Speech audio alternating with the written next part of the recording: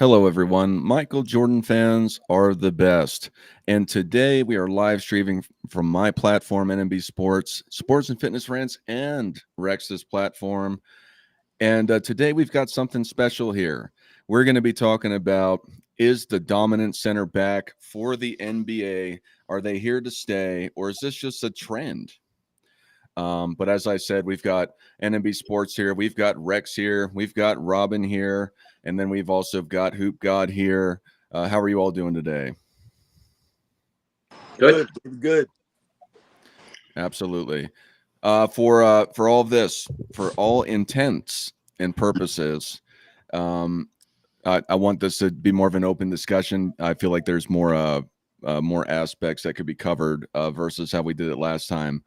But I just for the panel, anyone can answer first. How important do you think it is to have a dominant postman who can do all the things that they traditionally are able to do? And I'll leave it at that for now.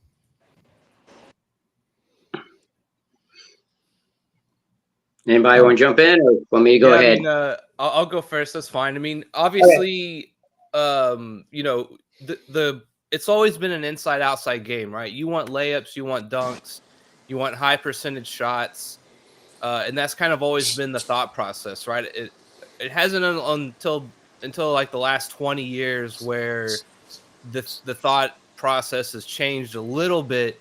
But at the end of the day, you still want layups and dunks. You want as high a percentage of shot as possible. And so therefore, a dominant center has always been preferred over any other position, I think, right? If you can have only one dominant position on your team, you had to pick. I would think, not thinking injury, I think most people would say a dominant center is what they would probably start with, right? Defensively, they protect the rim. Offensively, they're getting high percentage shots. Of course, free throws and stamina goes into the big man too. But I think for the most part, the dominant center is what people want at the end of the day. All right, what do you have to say about that, Rex? Do you have anything to say, or does anybody else have something to say? Well, yeah, I mean, it's Red Auerbach's philosophy is given equal talent, you always take the bigger guy. Basketball is the only sport where the goal is 10 feet high. So the closer you are to that 10-foot mark, the more advantage you have. And when you look through the history of the NBA, it's always really been about dominant centers. Always. It never really got away from that except for one team with Golden State. Even during when the Bulls were winning on their streak, they were winning without a dominant center. But you had a lot of dominant centers in the league at that time. That was a center, heavy era. It's just that his team was able to win without it. But, you had Ewing, Olajuwon, Mourning, Mutombo, how many am I forgetting, Shaq. Yeah, all of them at that time. So that was like the golden era almost, just like back in the 60s and early 70s of the big man. But they just weren't winning the titles except for Olajuwon's two. And then obviously in 99, you had the San Antonio Twin Towers, But really, when you look at it, it's always been when Boston won in the 80s, they didn't have a dominant center in Parrish, but they had a dominant front line. Yeah. And then they were going against the Moses-led teams, and then they were going against the Lakers with Kareem. So it's always been a center dominant league. It's just that the whole, and I got into this last night, this whole perspective that the three ball is so influential. It really hasn't been overly effective except for the team that had the best to ever do it. Other than that, you've got Milwaukee winning with Giannis. You've got Denver winning with Jokic. You know, people like to pretend that LeBron is a guard, but he's a 6'9" forward. So that, you know, you're still talking about big guys winning for the vast majority. All right. Robin or Hoop Guy, do you guys have anything to say about all of this? Yeah, I'll say something real quick off of what Rex was saying. It goes like to what you're saying. You're talking about what we're talking about here is the inside-out game of the NBA and its history. It's always been known as an inside-out game. So when Rex is talking about Michael Jordan, the Bulls being successful in the 90s, the reason they were still successful is because Michael Jordan in the postseason was the greatest down-low post threat that the NBA had. Michael Jordan was the Bulls' best post player. So it was still an inside-out game when you're running the triangle offense and you have Michael Jordan in the post and teams don't know to run the double team at Michael Jordan. Is he going to spin baseline? Is he going to make the quick decision? Is he going to turn around and shoot over the left shoulder? What is he going to do? So it's still an inside-out game. So that's what this is really all coming to. That's why Michael Jordan changed the game. Like Rex said, the 90s had all these centers, all the guys Rex mentioned, even guys like Mark Eaton and guys like Ronnie Cycli and Rick Smits. Some of these other guys, you know, so they were really dominant centers back in them days, but Michael Jordan had the down-low presence. The Bulls still had that down-low presence. So, yeah, you know, when we're talking about, you know, a center and the big man, it all comes back to that down-low presence. And, you know, that's what goes back to the balance. You want to have that balance when we watch the games. When everybody's just coming down in there, you know, shooting all these long-range shots, it takes away a little bit from the balance. So it's nice to see some of these other guys develop the low post games or the high post, you know, whatever it may be, and try to change the game up and get a little bit more balance, a little bit more mix in the game. That goes to why a lot of people don't really, you know, want to watch the game. So, yeah, absolutely, man, having that dominant, you know, big man or even, like I said, a dominant post-up player. You know, even guards, I remember even a lot of the point guards back in the day, these guys had a post-up game where they could put you down the block, or Mark Jackson or Gary Payton. You know, some of these guys, man, they would back you down, or Rod Strickland. So, you know, you definitely having that inside-out game has always been key. Yeah, and just to echo your point, Robert, and also everything that you guys stated as well, Rex and NMB. I like to use boxing analogies when I'm like incorporating into my basketball perspective, right? I love boxing analogies too. Right, and this is how I would break it down. To me, when you got that low post presence. By the way, Hakeem Olajuwon is my all-time greatest center. I just want to throw that out there. When you got the low post game, like Robin was saying, I analogize that as like going to the body, right? Mm-hmm. Because that's how you want to do what? Wear down your opponent's legs. If you're constantly giving him body shots, you know, and I'm talking about like precision, like shots that is just boom, boom, boom. First quarter, second quarter, third quarter. Now, fourth quarter, those legs are gonna start getting a little fragile down there. You can't take all of that punishment, right? And I feel like when you establish that low post presence, right now, you can dictate the pace of the game. Because let's just throw out there a team like Golden State, right? I got two teams that would I got two, as a matter of fact, two. I don't want to say three, but two teams I know for sure could nullify them.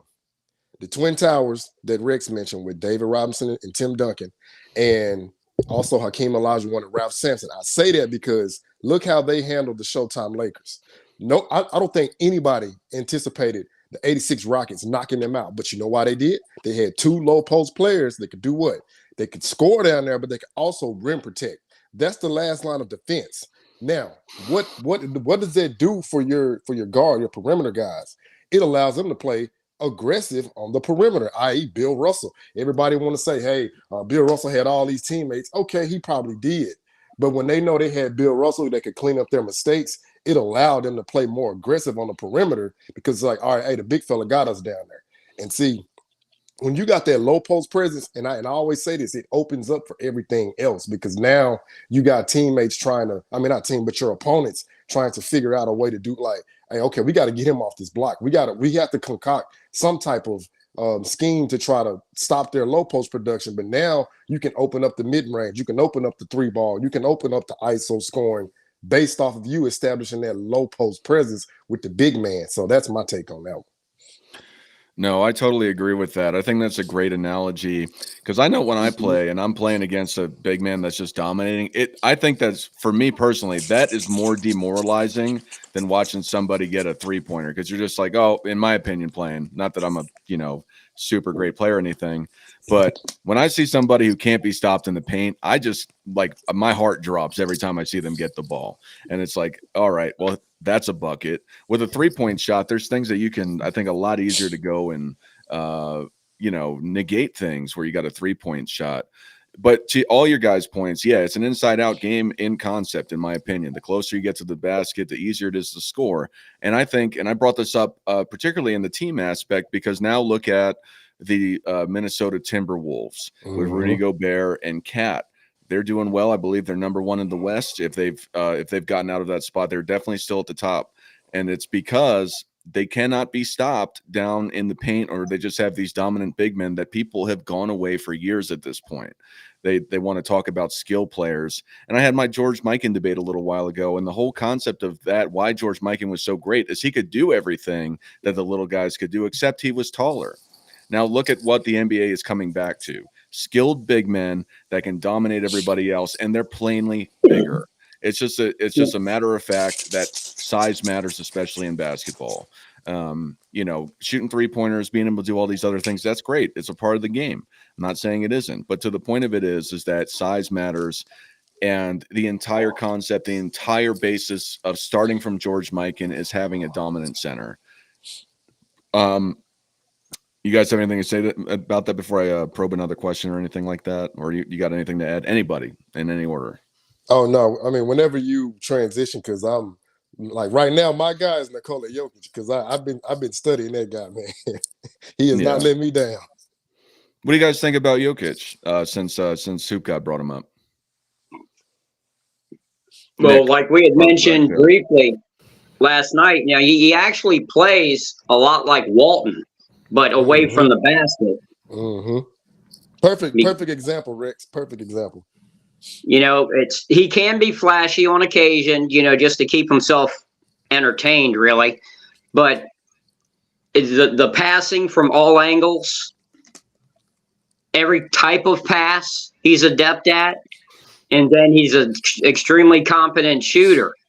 And then on defense, that big body, he doesn't have to necessarily be a rim protector as far as blocking shots, and the fact that with that big body, he's able to clog up some lanes. Yeah, and that's what we were talking about that a couple of days ago over on TikTok, and we were talking about guys with their skill set right now, like with no changes, who could go back and play based off of what they were able to do. And when we took the poll, of course, Nikola Jokic won.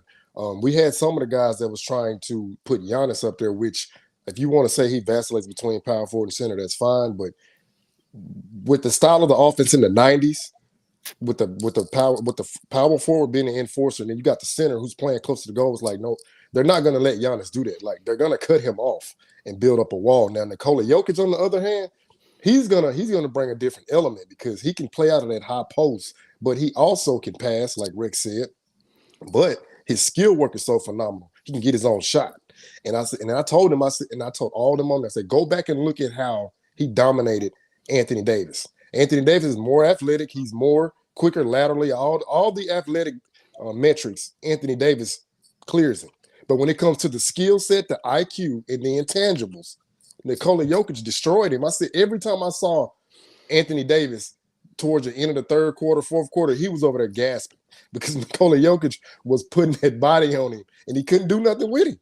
He couldn't do nothing with him at all. And I said, that's why I'm taking Nikola Jokic, with his shooting ability, his passing ability, his shot-making ability, and then just his anticipation on defense, being able to get in a position to either draw a foul or make you alter your shot, just based off his presence, and, or even contesting the shot, not necessarily blocking, but him contesting the shot, throwing off your rhythm, like just little stuff like that don't show up on the stat sheet. I told him, I said, yo, ain't no center in the game right now better than Jokic. That was my take.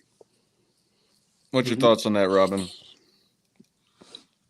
Yeah, man. I mean, Jokic is doing his thing right now in the NBA. You know, he's kind of got it on lock right now when you think about the overall aspect and the way the game is played, man. So, I can't help but think this when I think about someone like a Jokic, man. I I really wish that he was playing in the 90s, man. And I really wish he had the opportunity to go against some of the really legit all-time centers, man. Not because I believe he wouldn't hold up to those guys, just for his own sake, for his, for his legacy, so to speak. Because when we talk about the big man making a comeback, who's his competition right now? The big man spot. His competition would happen to be a guy like Joel Embiid, man. That's really his legit one-on-one. That's his guy. When you think about Hakeem Olajuwon back in the day, his other guy, that was David Robinson, man. That was the other guy that was looking him eye to eye, man, in his conference, so to speak. You know what I'm saying? Now, these guys aren't in the same conference, but when we get on Joel Embiid, what are we getting on him about? Because he seems to be ducking the smoke from Jokic. He don't really want it with Jokic because he knows Jokic is that dude right now. He got it on lock. He does all these things at a high level, man. So for me, I really wish that the big man was really, kind of like in a golden age, so to speak, or that it never really went away, The big man, was kind of gone. And now, like, what are we talking about now? The big man kind of making a renaissance, coming back, right? Because it was gone. So it's really good to see someone like Jokic and Giannis and Embiid, where was Karl Anthony Towns all these years, man? This guy's been a no-show. And now he's got Gobert there. He's got Anthony Edwards kind of carrying the weight, so to speak. And now all of a sudden the Minnesota Timberwolves are doing good. But where was Karl Anthony Towns for the last several years before that, man? He was nowhere to be found either, man. He wasn't given no strict competition at that big man position. So, it's really good to see Jokic doing this thing, man. I'm impressed with what he's doing, man, because every single night when you think there might be a drop-off or the Nuggets may not be the real deal, this dude just does something else, man. You know what I'm saying? He's one of those kinds of guys, man. So I want to see Joel Embiid do something, man, because for me, he's the guy who got something to prove, man. Nick, what's your take on that? Yeah, I mean, the evolution of the big man, right? Even when we talk about, I think Rex was kind of saying, even the more dominant players win with the big man. A lot of the big men that he's probably thinking of too are good shooters now, right? They kind of run out of the high post instead of the low post. They can do so many things from there, right? So it would be an interesting matchup, right, to pull some of those other centers out a little further from the basket and see what it was like or how they would act with each other. So yeah, I agree though. But yeah, even the more dominant big men these days, right? They're just better shooters, maybe pass a little better out of the double team from the high post, things like that, right? Just a little bit of a different flair. So it would be interesting to see the two styles play against each other. That's for sure. Rex, you got anything to say about it? Well, one thing that I just thought of, and what I've seen of Jokic is what we're looking at with Jokic right now is what we didn't get to see with Sabonis when he was young because he wasn't allowed to come here. Yeah, no, I agree with that. I think that it would have been great to see young Sabonis in the NBA. I totally agree with that. For Jokic, if I had to say I'm a Sixers fan and I love Joel Embiid, but if I had to say there's one player that is my favorite player in the NBA, it's got to be Nikola Jokic. He just does everything. He's so smooth and he's so unassuming.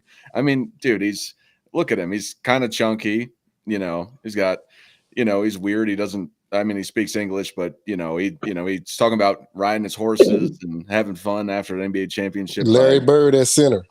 Yeah, essentially in regards to his attitude like that and his skill set. I think he is very skilled, and I think it's equatable. I'm not saying who is better, but I think he's a very skilled center and on par-ish with Larry Bird. He can shoot. He can post up.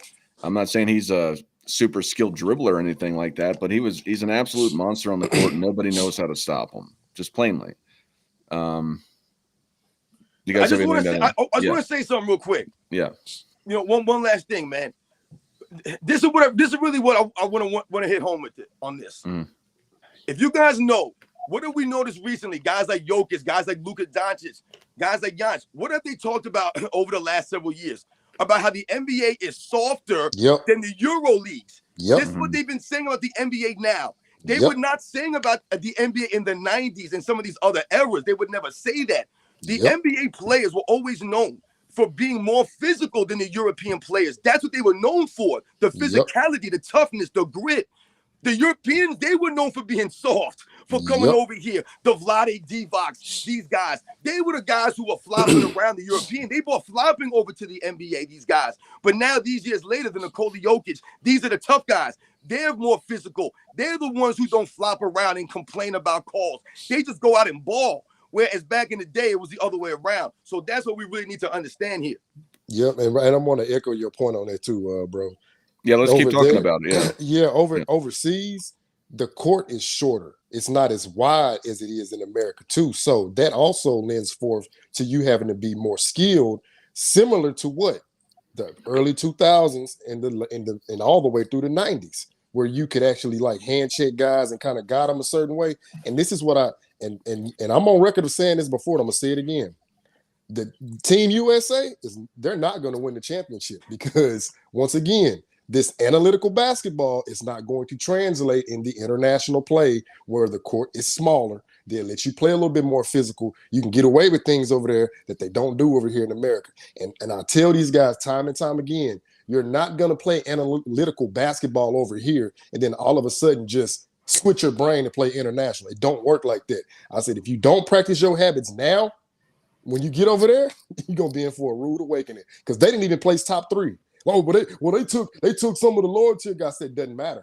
Even you take your top tier guys, if they don't start practicing their habits right now, when it's time for international play, they're going to get embarrassed again. So, hey, Robin, you are exactly right, bro. I agree 1,000%.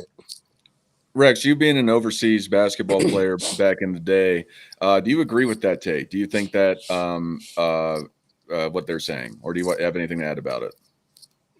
Well, when you talk about foreign players being soft or back in the day, that actually has fluctuated back and forth a couple times. Whenever we played against the European teams in the 80s, they were very rough, but it's a different kind of physicality. Some things that were allowed in the NBA in the 80s, like the bodying in the post, you get Lanier and Daryl Dawkins against each other, and literally they'd be like chest bumping each other in the middle of the play. They're pounding for position down low. In the NBA, that was allowed. In European ball, that was not. But in the NBA, the elbows are were always a big thing. They've never been really allowed since the 50s. Whereas in European ball, international ball, the occasional elbow swing was not looked upon by the ref. They would let them go. It would get really aggressive with knees and elbows, but you weren't allowed to outright body. Whereas in the NBA, you could outright body guys, but you couldn't throw knees and elbows. Then the European leagues started cleaning up their act because they saw when the first European teams players would come to the U.S., we'd kick their butts. So they decided they needed a more fluid type of play to mature their games. And that's what they did. They started going with more offensive-minded big men, less of the physicality, and they actually got soft. And now it's come back around. It's starting to get more physical again. Now, the thing with the international court really favors the little man with the trap through three-point line and the court being just a tiny bit shorter, basically one stride shorter. And a small man gets up to speed faster than a big man. So where you think it actually helps the big man with a smaller court, it actually helps the little man because the little man rarely goes basket to basket. The little man plays between the free throw lines. All right. And when you are quicker, you have the advantage in international ball because of the spacing is not quite the same. Yeah. And because of where the post players have to be located because of the trapezoid lane, the big man is always one step closer to the little man. So you get more steals. You get more mishandling of the ball by big men, especially in the post.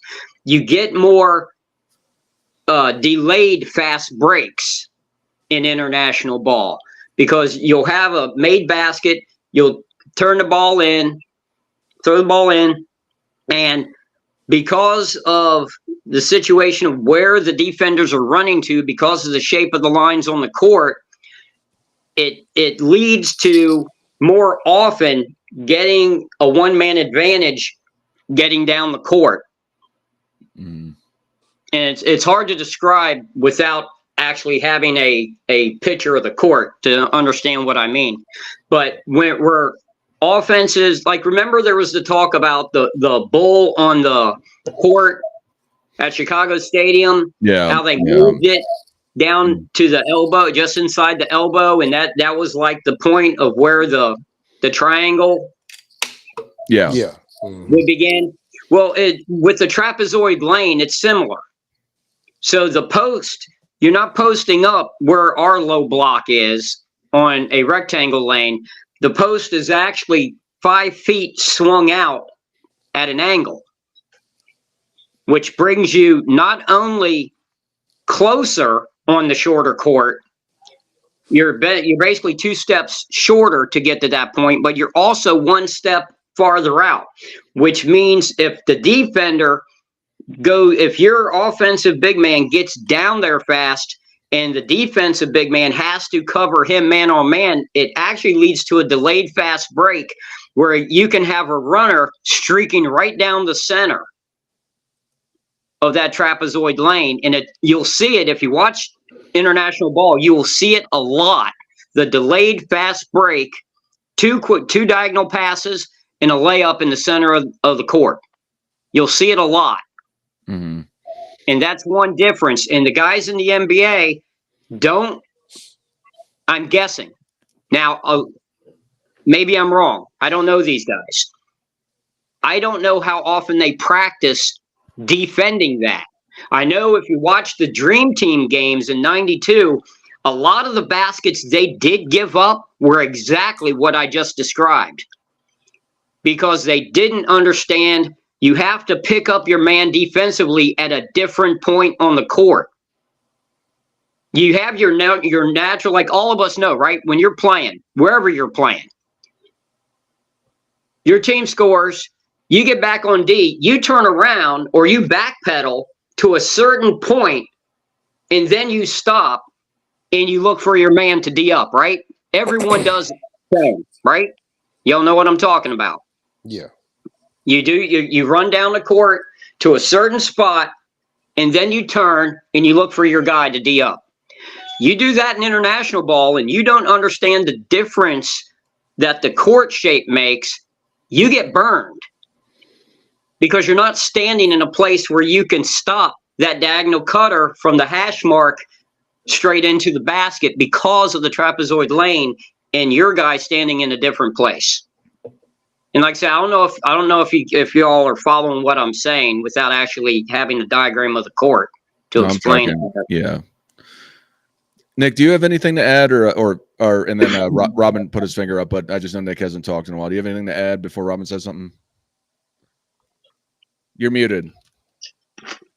I was going to say he was mentioning how the stereotypes kind of flipped on international players versus NBA American players, and like he's definitely right. I remember Dirk for the longest time he had to shake that sort of soft international label that he had, for much of his career until he finally got over the hump, and that was definitely the stereotype at the time, right? Shout out to 2011 Dirk. Yeah, so definitely, like I definitely remember him.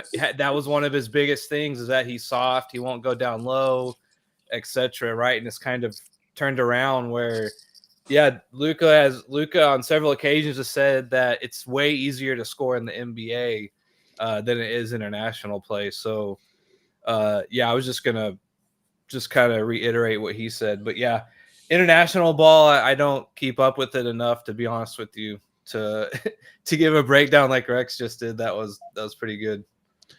Yeah, real fast before you go, Robin. I agree. I think it's interesting how that dynamic, that reputation of European players being soft is completely flipped on top of its head for the the common folk that follow the game. I think it's absolutely hilarious that now it seems that the NBA is soft, and I won't go down that because I'm going to just reiterate some points that everyone said. What were you going to say, Robin? Yeah, so I just wanted to hit home on what I was saying. Like when I'm talking about them being soft, the European players, I'm not necessarily calling them soft, individually, or saying that the European players were soft as people or something like that.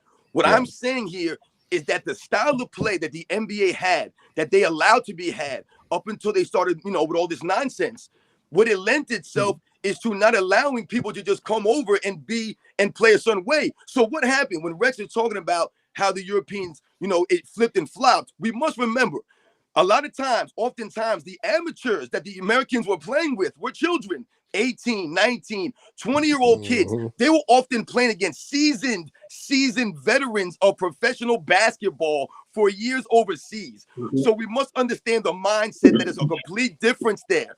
So when they're talking about being physical, right, they were physical, the European players, against kids, 18, 19, 20-year-old kids, when these guys were 23, 25. Some of these guys are 30 years old, man, beating on 18, 19-year-old kids.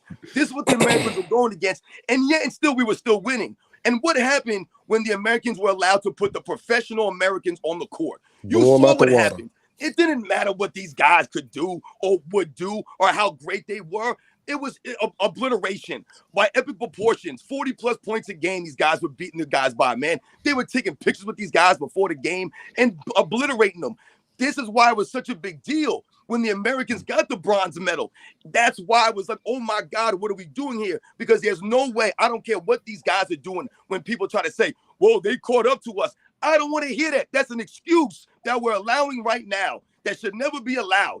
Basketball is America's sport. It's our sport. We dominate this, man. They want to be like us. There's no way they catch up to us.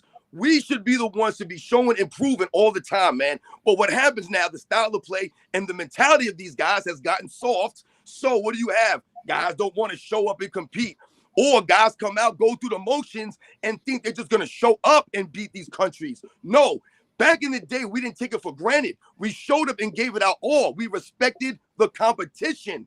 The Americans didn't beat them by 40 by accident. They went out there and gave it their all. These guys today take it lightly. They think it's a joke. Oh, we're the Americans. No, you've forgotten. These guys are professionals. They have pride. They're going to compete. And we've forgotten about that. Yeah, no, I want to add on to that. Especially with this the FIBA basketball that happened recently. It was, in my opinion, it was absolutely embarrassing. And LeBron is trying to act like he is the savior of international basketball because he's going to make the team and show the world how the Americans are the best. Man, if you really cared, you would have went to FIBA. Come on, man. Let's get real. Hey, I got a point when you finish. Yeah, no, you could go. That's essentially the point without me, cooking. Right. So speaking on that right now, I'm going back like Robin said when they finally let the NBA established stars players, like it wasn't even close. Like I was reading an article that they never called a timeout. The entire time from start to finish, all their games, they never had to call a timeout. Because that's how dominant we were at the skill set of the game and playing the game the correct way. Now, when we transition on to 2000, I believe it might have started to kind of get a little closer, but we still won. Now, 2004, granted, Larry Brown, I don't know if you guys know this, he's on record of saying he could have took his 04 Pistons team over there and they would have brought the gold back. I believe him. I mean, seeing the coaching genius that Larry Brown has and what he did with those Philadelphia 76ers and the Pacers, and then, of course, with the Detroit Pistons, I'm not going to tell him that he's wrong because I honestly believe they would have went over there and won the gold because that team that he had played as a collective unit. You didn't have the egos. You didn't have the, I'm going to do this, I'm going to do this. No, you had an intelligent point guard. You had a two guard that could just run your opposing guards into the ground due to his stamina and his shot-making ability. Then you had Rasheed Wallace, a stretch four, had rim protection, Ben Wallace that could clean up like offensive rebounds and put the ball back up or defensive rebounds, taking a possession away from the opponent. And then you pretty much had the Spider-Man, Tayshaun Prince, who could guard anybody 1 through 4, on your teams, on the opponent's offensive guys, or like from the point to the power forward. So I'm just looking at that aspect, and it's like, okay, you send those guys over there in 2004, but to me the mix, it just, I didn't like how they put that squad together. It's like, yo, y'all ain't really got the high IQ guys to go over here and get it done. Then in 2006 in the FIBA tournament, same thing. Now when you bring in Jason Kidd, high IQ, Chris Paul, on the come up, but not necessarily just established yet, right? Then you got, of course, Kobe Bryant, the defensive anchor, who told Coach K, I want to guard your other team's best perimeter player. It always starts on the defensive side. And when they went over there and showed them, hey, no, we are going to take back the mantle and bring back the gold, it's like, okay, this is how we're supposed to play the game. And like you said, Dart, they've gotten away from that because they're too caught up in, oh, am I shooting 50% from the field, or how many threes am I getting up? And I'm sorry, that type of style, like Rick said, is that's only conducive to Golden State. And they don't strictly shoot three ball. Like, they shoot mid-range and low post, but they're known for the three. And the way the game is being played right now, I don't see them winning because they don't have a Kobe Bryant, they don't have a Jason Kidd. I don't know who's going to be the coach. I'm assuming it may be Coach Pop, but I still don't see the requisite pieces to go over there and compete, much like they did back in the Gap when you had Kobe, you had Kidd, of course, the MJs and the Pippins and Magics and the Birds and so on and so forth. Like, I just don't see it, but, who knows? They may prove us wrong. Rex or Nick, you have anything to add to that, or have something to say in regards to that? No, not really. I don't watch the league now, so I have no idea what players we have that translate well to international play. I don't know. Okay, yeah, I got it. So this fundamental question here. So obviously the big men are back, and there's been a very great history for big men in the NBA.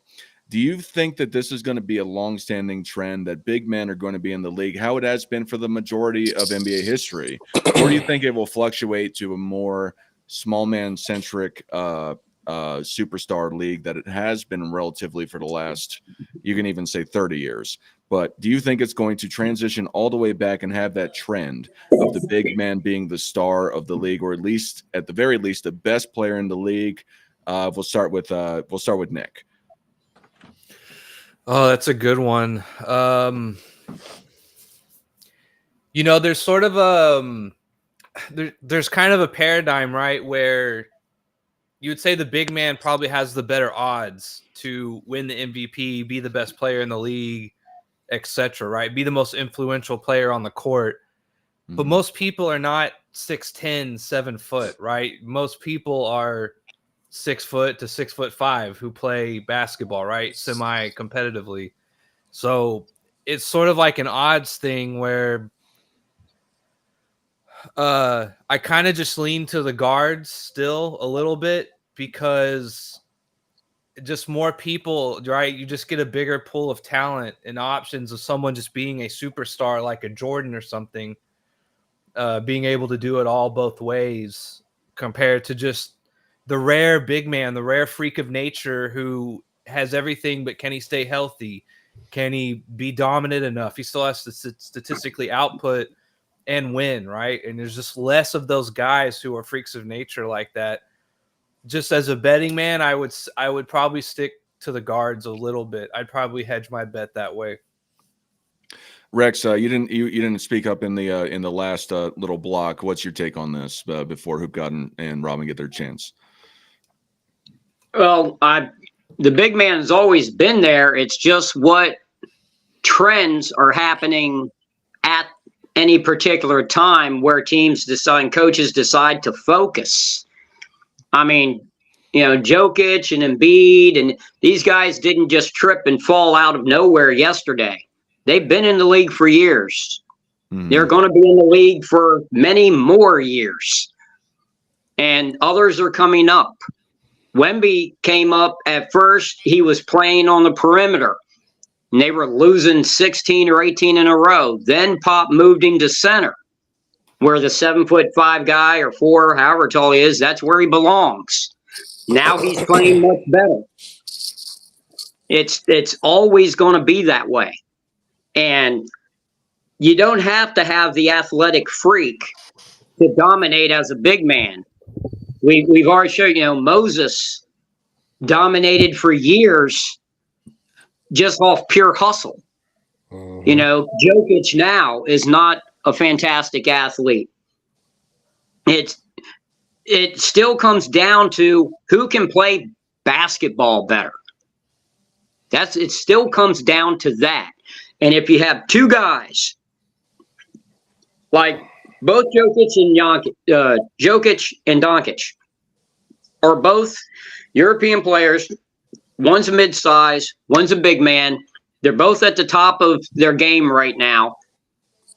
Which one is being more successful in the team atmosphere? The bigger guy. This goes back to Red Auerbach's box, old axiom. You always take the bigger guy. That has never changed and it never will because the basket is still 10 feet high. Mm-hmm. A guy that talent-wise is an 8, but is 7 foot, is still going to be better than any mid-size or small guy that's a 9. Mm-hmm. Purely because of where he's going to be at on the court and what it takes to defend him. Because you can defend a great small guy with another great small guy, a very quick, bigger guy, or an exceptionally elite big man. But a dominant big man can only be covered and negate his advantages negated by another dominant big man. It's not about what happens on offense with your team. It's what the defense has to do to stop you. And the only thing that stops a dominant big man has been proven to be another dominant big man. I just to interject, I'm intrigued by I don't want to say it's quite a rivalry at this point, but I love seeing the Embiid Jokic matchups. I think that for me, that's the most exciting thing to watch in basketball personally. But I also have a bias towards big men because that's generally what I played. So I find it more interesting than maybe others do. But yeah, I mean, it's always fun to see. Well, not that either one is. Each of them are better in certain ways than each other, but they're both extremely talented and on the top of the list of the big men in the NBA right now. So I totally agree with that. Robin and Hoop God, either of you have anything to say about this? Yeah, what you were saying about Embiid and Jokic, like, excuse me, I actually like the rivalry because it's good for basketball. You need to have that protagonist, antagonist, good guy, bad guy, however, because if you look through the annals of history, right, you had Russell Chamberlain, right? Then you had Chamberlain and Abdul-Jabbar before Chamberlain retired, and then it was kind of like Chamberlain going against, not Chamberlain, but Kareem going against Willis Reed and Kareem going against Moses Malone and Bill Walton. So you always kind of had those big men rivalry. Then we get up to modern day with Hakeem and David Robinson and the Patrick Ewings. It kind of it took a downturn in the 2000s, not to digress, because I think that was the era of the power forwards and the wing guys starting to emerge. But then we get back to the mid 2010s and Embiid gets drafted, Giannis gets drafted, Joker gets drafted. And this is what I like, Dart. I don't like all this, hey, let's be buddy-buddy. Like, let's have a nice competitive rivalry on the court. Like, I want to beat you. I don't want to be friendly with you. After, off the court, all right, hey, we can, whatever. But I don't want to see all this trying to be all chummy. Like, nah, we supposed to be competing.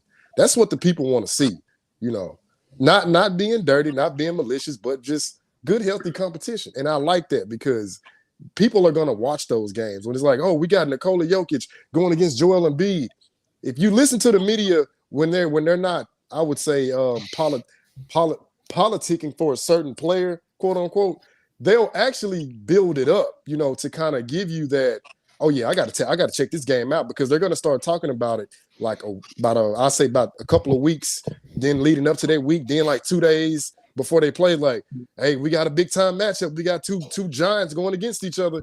Oh yeah, let me check this out, because why? They gave you all that barbecue sauce. You know, they've hyped it up enough that you want to tune into it. So I actually like it, and just me being glass half full type of guy. Is that the optimistic? Yeah.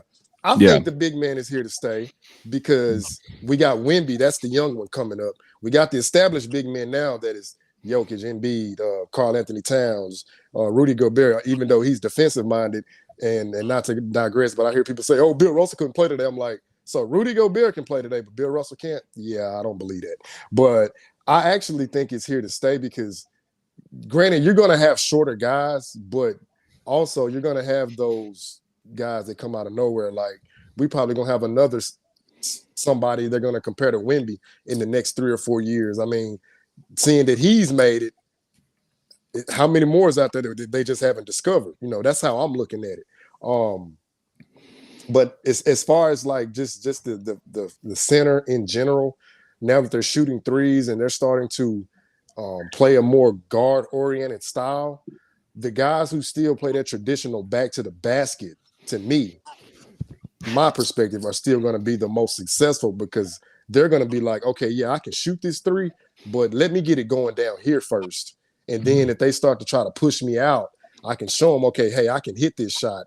And it's then kind of confuse their defense, where you can get back to your, like, where you want to be traditionally, back to the basket, operating in that mid to low post area, and like just being a dominant force down there. Not on the level of Shaquille O'Neal, granted, but no, I think glass half full, looking at it, I think it's still here to stay. But unfortunately, it's going to get overshadowed by the guys who want to dribble in between their legs 5,000 times. But go ahead, Rob. Yeah, what you got to say, Robin? What, did you ask a question or something? I'm sorry, I stepped off real quick, man. Oh yeah, no. So I guess two things. So Hoop God had brought up his opinion on if the center is here to stay, but we were also talking about Jokic and Embiid, that rivalry. That was something that was a sidebar that we started talking about. What do you think about that rivalry, and do you think the center's here to stay? Yeah, well, I was alluding to that earlier, that when I was saying Embiid, he's been ducking the smoke, and people have been getting on that, getting on him, for trying to duck out on those matchups, load managing. Just what we've been talking about. That's the thing with the load managing, is that we want to see these guys go against each other so that you can develop these kinds of rivalries, man. Back in the day when these guys were actually on the court every single night, that's how you develop a rivalry, by playing against each other every night. If you're not there, then there can't be a rivalry. I don't care if you get beat every damn time. Just be out there. They're not out there. So Joel Embiid, he just played the other night against him, and he dropped like 40 plus or whatever it was. And, everybody was pumping him up, and a great game for him. The problem for Joel Embiid is always going to be, what is he going to do in the postseason? What is he going to do when it's time to matter most? Because not only is his play decline in the postseason, he misses games in the postseason. That really hurts you. This is what I'm talking about, man, being out there on the court. And also, we must think about, things like guys' personalities, charisma, things of that nature. When we think about someone like a Nikola Jokic, for example, and we think about, guys winning MVPs, or guys being the face of a league, or, guys not being the face of a league. And, you often hear people talk about, well, the European guys can't be the face of the NBA because they're European. I don't know if that's true or not. The problem with some of these guys, they don't have the personalities, man. I love Jokic, no doubt, man. He's very humble, and I get it. But he don't really have that personality to be the face of the NBA, man. I mean, he really just doesn't have that to me. He don't have the personality of Shaquille O'Neal in the 90s. Shaquille O'Neal was rapping. He was making movies. Whether or not that was good for his overall career, whether or not he was distracted and things of that nature, we can say, that may have hurt him. And Nikola Jokic is more focused on winning and stuff like that. But he's out there riding the horses and stuff like that, man. You know what I'm saying? So he just doesn't really have the swag or the personality like that. Even Giannis, he seems kind of clumsy and goofy to me when he speaks, when he has his interviews. So are these guys going to be the face of the NBA? Are they going to be the guys that people are going to get behind to be the most popular players? And can they, lead the NBA going into the 2020s and stuff, man? All those things, I think, hurt some of these guys. Yeah, absolutely. And one thing that I'm curious about to see, and this is all obviously hypothetical, But I think, and we were talking about it last week, how well would the centers of the 90s do in today's league? And actually, really, this is more of the pointed question. What really what do you all think of, made the transition from the big man not being on top of the league? Hoop God, if you want to start. Wait, Dart, re-clarify that again. You said that what took away from the big man's dominance that they haven't been dominant, quote unquote, in the league of lately? So I don't want to blame him, but I do got to blame him. Wardell, Stephen Curry, okay, and in a good way though, in a good way, because when you add that element of shooting the three, optically it looks spectacular. So what does that make other guys? Well, I want to do that too, right? Now, that was his formula for success. That's not everybody's formula for success.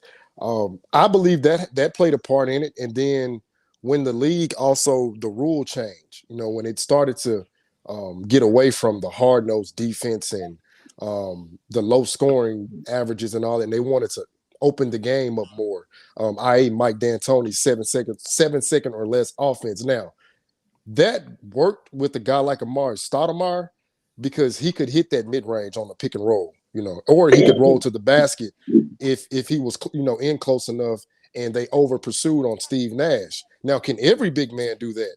No, I don't, because I don't want to see Shaq out there in the pick and roll with Steve Nash. Now, I can see Hakeem out there. I can see Patrick Ewing out there.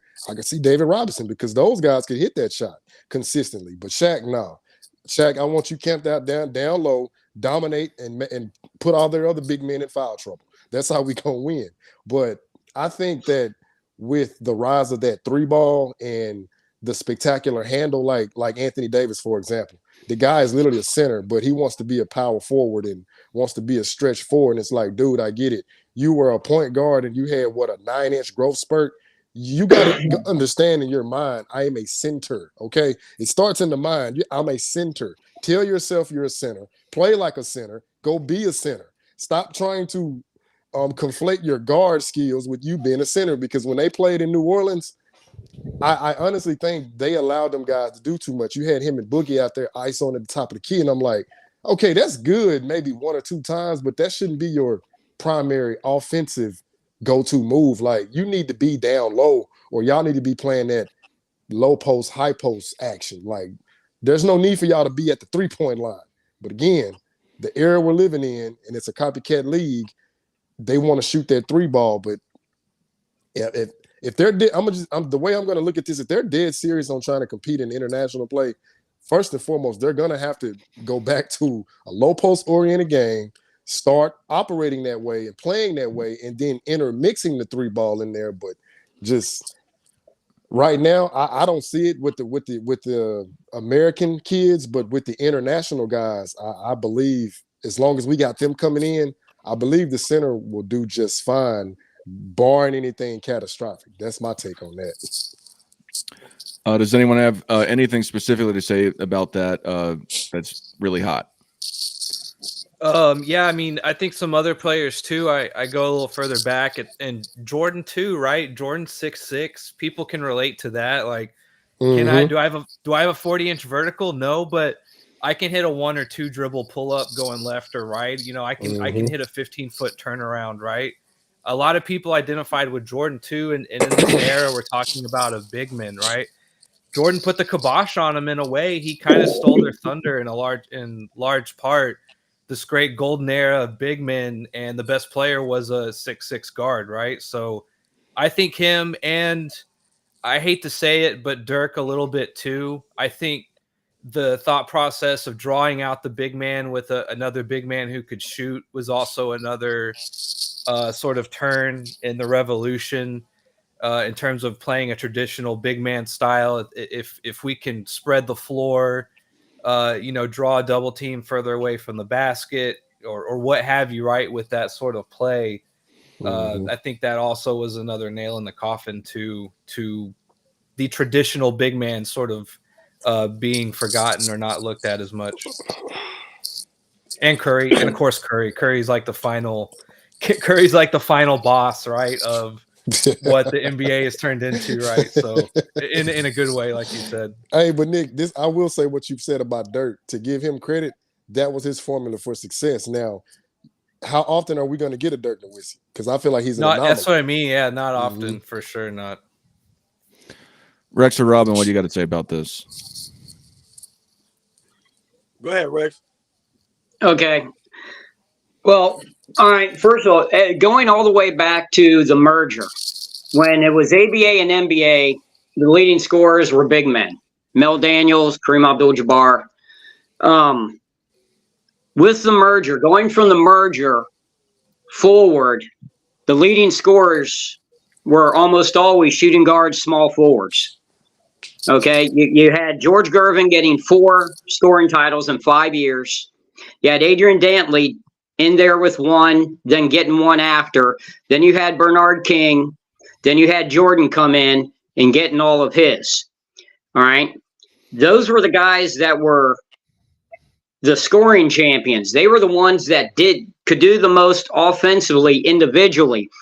But until you got all the way up to Jordan in the 90s, and we're going from the merger, none of them ever won championships. The championships were won, with a couple exceptions, with dominant front lines. The 79 Seattle had a young Jack Sikma, but he was not dominant. They dominated with their guard rotation. Then you got to go 10 years later to the Pistons with their with Isaiah Thomas and Dumars as the main offensive players, but they still had Lambeer, who had led the NBA in rebounds, and then they had the great defensive play with Sally and Rodman.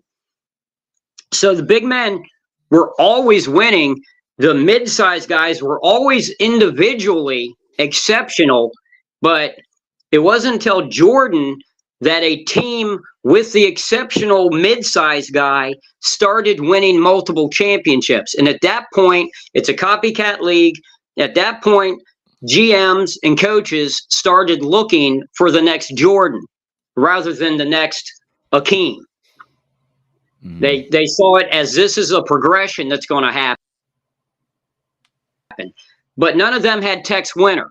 So because you got to have the right offense for these things to happen. You just can't have the traditional basketball offense that had been ran for so many decades and say, okay, well, instead of giving it to the center all the time, we're going to give it to the small forward with the exact same pieces and expect a different result. It's not going to happen.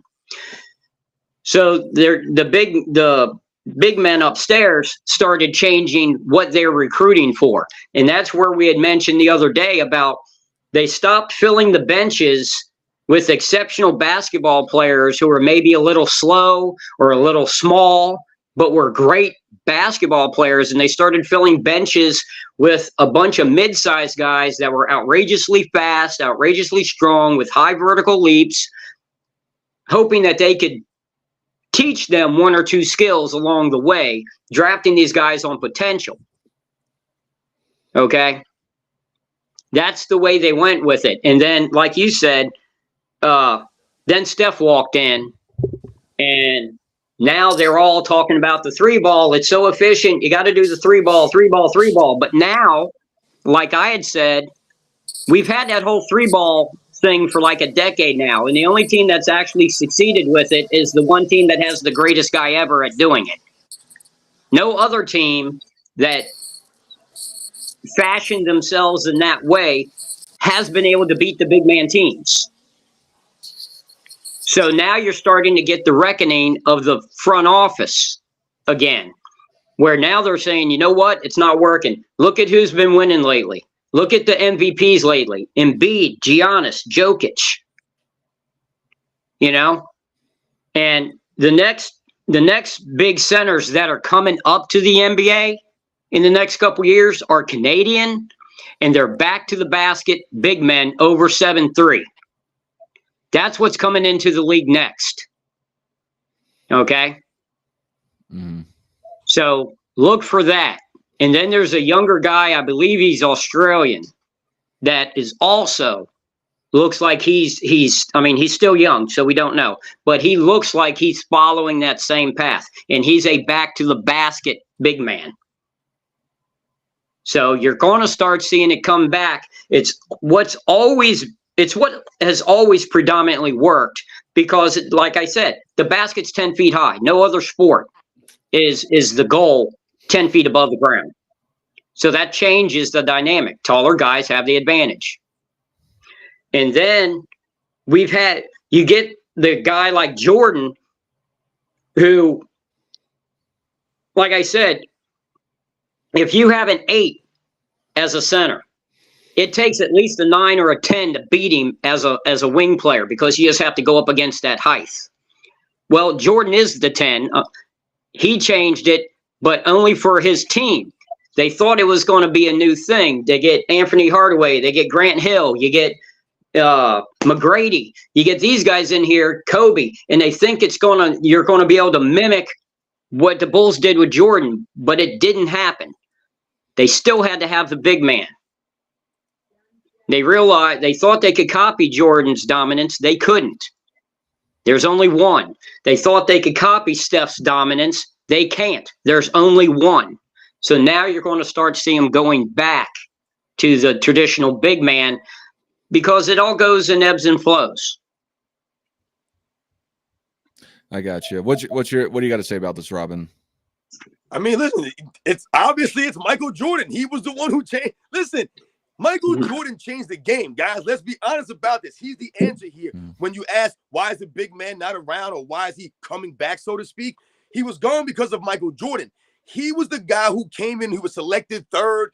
Bobby Knight said, draft Michael Jordan and start him at center, because they were saying, I need a big man. This is the thinking. Once again, we're talking about the inside-out game of the NBA. So the answer is absolutely Michael Jordan, who changed the game and made people start to look for these kinds of players. Like Rex just said, the Penny Hardaways, the Kobe's, the Grant Hills, the Tracy McGrady's, all these kinds of perimeter players that would come in with the athleticism and the so-called skills or things of that nature. But when we're talking about changing the game, we must also think about the analytic push now with the NBA. And that's the problem right now, because what we're seeing in the NBA is not necessarily the problem I have is that people are playing a certain way. The problem is that teams are playing a certain way when they have no business playing that way. And what do I mean? Well, quite simply, you'll have teams chucking up 30, 40 threes pointers a game when they have no business shooting 20, 30, 43 pointers a game, because they don't have the personnel to be shooting that many threes. But why are they shooting them? Because the analytics say these are the higher percentage shots. Why would they take mid-range jumpers? But this is what we're watching now, and this is why it's not fun. When you have Steph Curry and Klay Thompson and a bunch of other guys who are known for being shooters, shooting and playing that way, it's not as bad to look at, because more likely than not, they're making these shots, right? They look good doing this. They're sharing the basketball. It was a certain style of play they had. They weren't just out there dribbling around like James Harden and chucking up threes. Steph Curry was coming off of screens. Steph Curry was moving out the ball. Klay Thompson was coming off screens. Draymond Green was passing the ball over here. They were passing the ball over there. They were leading the league in assists. They were doing that kind of basketball, sharing the ball like the San Antonio Spurs of the early 2000s. This is the kind of NBA you want to see. The 90s, the balance of the NBA is what we always talked about, man. The inside-out game. You had defensive specialists. You had big men, guards that could post up, guys that could run the break, guys that were high flyers, guys that were three-point specialists, coaches that ran systems. You had half-court traps, full-court presses. These are the things that was going on in the NBA, man. It was a balanced league. This is why people could watch it. Everyone had something they could latch onto, a player that they could like, because of these guys and the way they played the game. Now what we're watching is guys shooting 34, 33, 32% from the three-point line. But what? They're going to shoot it 10, 12 times a game. For what? Instead, why not shoot 45, 46, 47% from the mid-range, and at least we get to see you make more shots than you missing. And this is the problem. Everyone can't be Steph Curry. Everyone can't be Michael Jordan. It's the analytics right now and the mindset of a lot of these coaches that wanted to, play this style of basketball when they had no business doing it, man.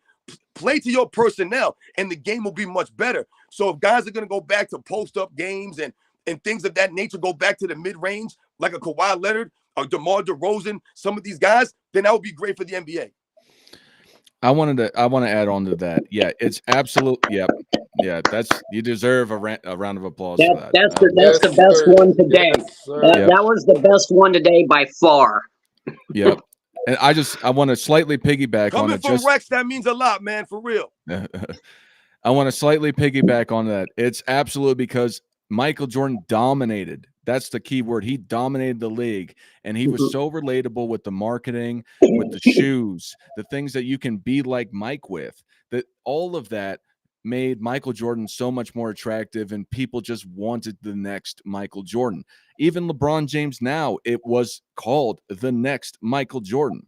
And ain't Because got nowhere close. But that's what I'm saying is that he was so dominant. And because it completely changed the landscape. Basketball, in a way, was like a novelty with big men being dominate everyone.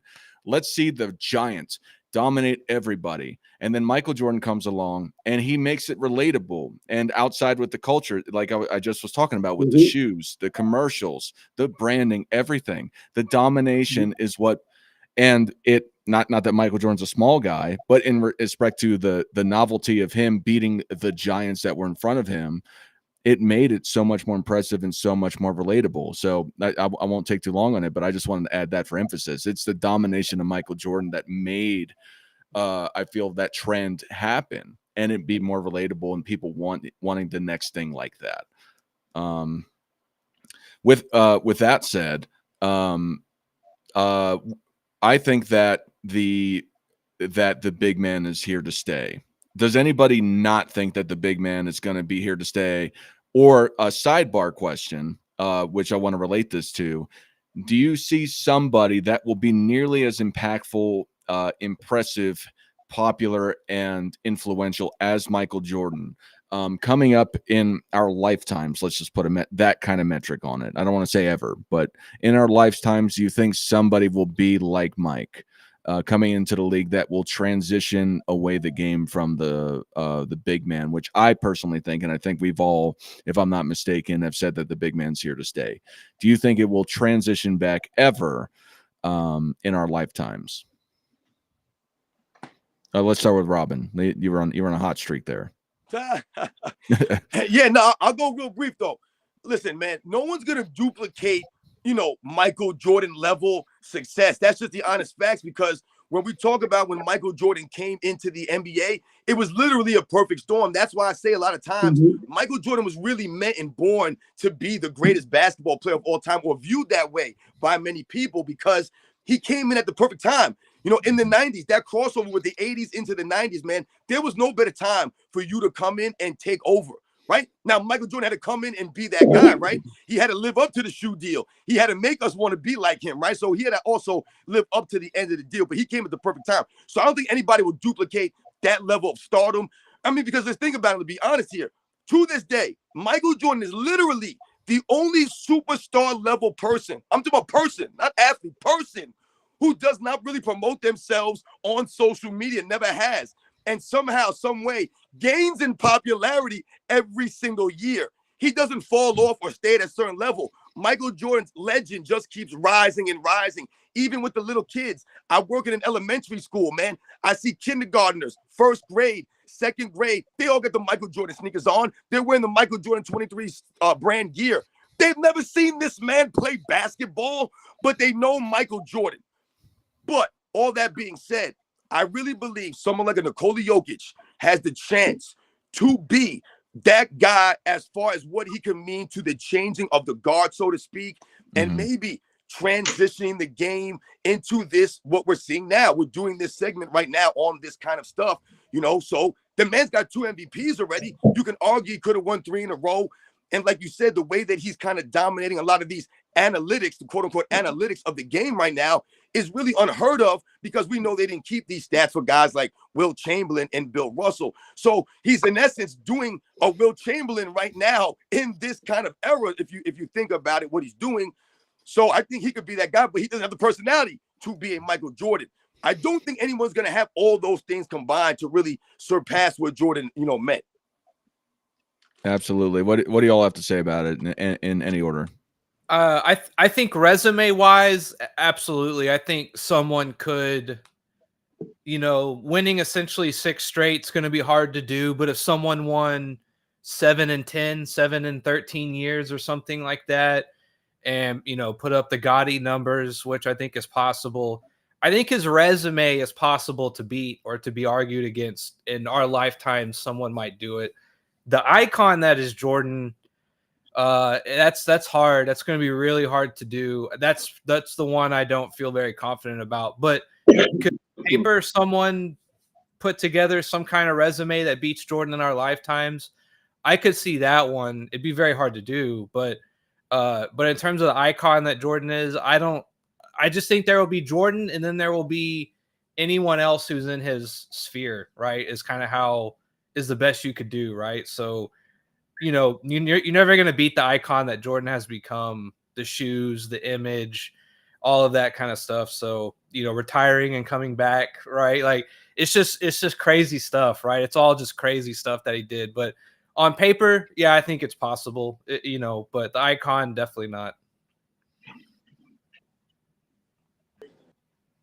All right. Rex, what's your thoughts? Well, you got to look at what would be the next giant step to be taken, and then work backwards from there. Jordan took it global, right? He took a hugely popular North American game and promoted it worldwide. That the expansiveness, right? Well, what's the next expanse? Where's basketball at now? What's the next step? For it to then, the only thing left is for it to pass soccer.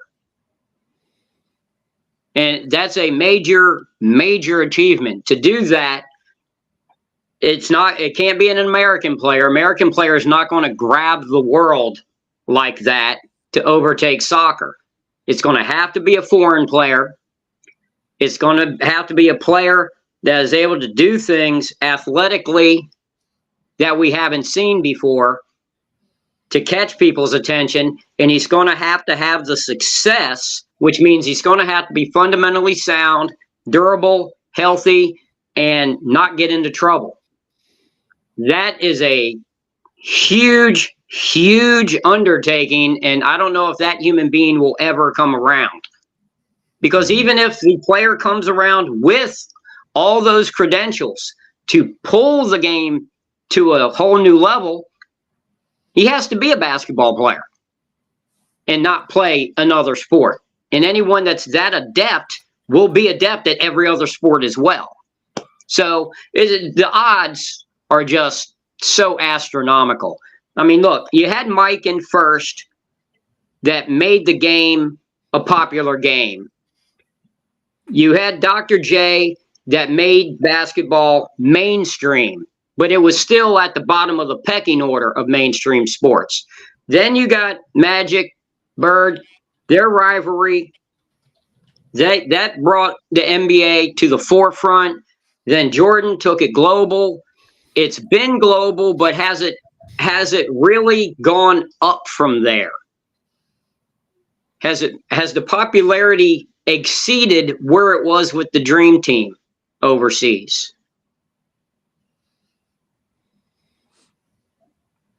Because I don't think it gets any bigger, to be honest with you. I think basketball is going to start eroding and descending. We're going to start hitting the backside of the curve because of overexposure and too much homogenization, too much manipulation of the rules for the sake of people watching the game instead of people playing the game. Because there are great games to watch and there are great games to play. Golf is, if you're good at golf, playing golf is fantastic. If you have the skill to do it, it's a great game. People will go out and play 36 holes a day. It is a fantastic, but it is the absolute worst thing to watch. But golf never changed their rules to make it more fun to watch. Yeah. They stuck with it. Basketball has done the exact opposite. They've changed all the rules for 40 years in an attempt to keep making it more fun to watch, to the detriment of the playing of the game. The modern philosophy of layup or three-pointer, because that's more efficient, you're literally cutting out half the court, which means the defense only has to cover half the court, which means your efficiency in those spots now doesn't exist because you're limiting yourself. The only time a three-pointer is more efficient is when the defense has to guard the mid-range. The only time the layups come as easy is when your big man has to be drawn out to the free throw line. It all works together. And until we get back to that, and maybe we are getting that, it's not going to increase. All right. Hoop Guy, what do you guys say about all this? Yeah, I wanted to echo what Rex was talking about with, like, it to me it was a perfect sequence, like how the timeline and everything lined up, because a lot of people don't know that. I know you guys know this, but the NBA was on tape delay in the 70s. That's how bad it was. But again, Rex said it was at the bottom of the pecking order. Well, then you get Magic and Bird having still the highest. I think that's the highest rated game ever. That national title game that they had to this day. Yeah. So that's already prepping the NBA for what? Okay, we got the next big thing that now they can actually film these games live because that element of Magic and Bird. And then you finally get them to go head to head in the 84 finals. You know, it's like everything is happening like in a sequence that's leading up to Michael Jordan once he gets drafted. And it's like, okay, Bird and Magic dominated the floor game. Well, Michael Jordan, he dominated the air. Like, we've never seen anybody literally flying in the air like this. And then, of course, when he starts to win championships, when I look back on it now, I do believe that they had a certain way that they wanted to market Jordan, but I really believe that it exceeded their expectations. And it raised the bar so high that Michael Jordan's name has transcended sports. Like, now when I'm listening to the NFL, when they mention like Jalen Hurts or Patrick Mahomes or Tom Brady, when he was talking to Julian Edelman, he was like, hey, you going for Montana? He said, no, I'm going for Jordan, right? Then you got guys saying, oh, Patrick Mahomes had a Michael Jordan flu game-esque performance when he came out with the injured ankle, won the Super Bowl. Jalen Hurts, he's like, I heard his teammates say he has the Michael Jordan mindset. Like, he's always trying to get better at the game. It's like he's focused on improving every day. He's never satisfied. Even in practice, like if he throws a bad pass, no, run that play again. It's like he wants to perfect his craft. And I'm listening at that. Then you go to baseball, you hear Derek Jeter, Michael Jordan of baseball. You got Messi and Ronaldo, the Michael Jordans of soccer, Wayne Gretzky, Michael Jordan of hockey. It's like his name has transcended the other sports. So do I believe we're going to find somebody else when we factor all these variables? So we're going to say the on-court success, the marketability, the off-court success, the shoes. When you encompass all those things, no, I don't believe somebody's going to exceed that. I only believe there's somebody that's going to be like, okay, he's the next Michael Jordan, or hey, he has that type of Michael Jordan aura. But I really just do not believe somebody's going to come along, because those are too many variables to try to put into one individual and to say, yes, he can surpass what Jordan has established. I don't see it. Now, if it does happen, 20, 30 years, may have to come back and recant my statement. But for right now, I don't think I don't think anybody's going to exceed that. Also, when Rex and also Rob, what you guys mentioned about the analytics, and see, I'm looking at it like this, right? Basketball, just like any other sport, it's a game of chess. You counter what your opponent does, right? If your opponent's coming out and shooting threes, well, you don't come out and shoot threes to counter him. No, you slow the game down. You go to the post. You dictate the pace.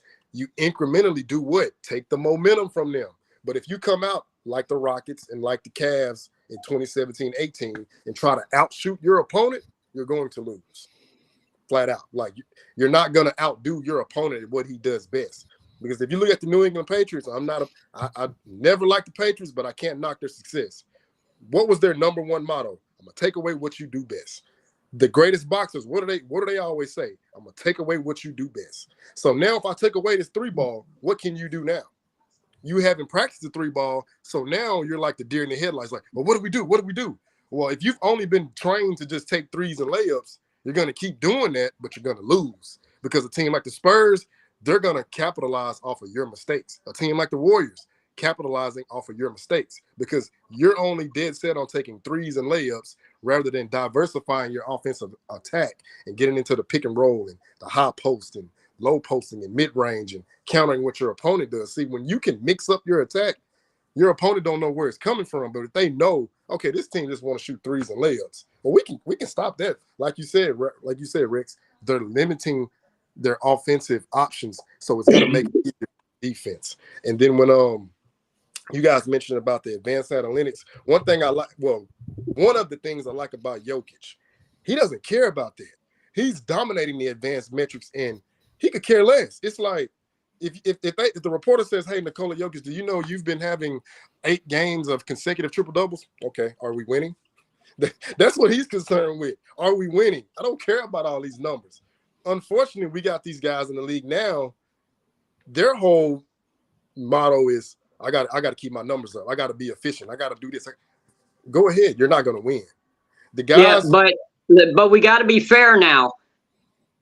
That is how the collective bargaining agreement has woven the individual awards into their pay grades.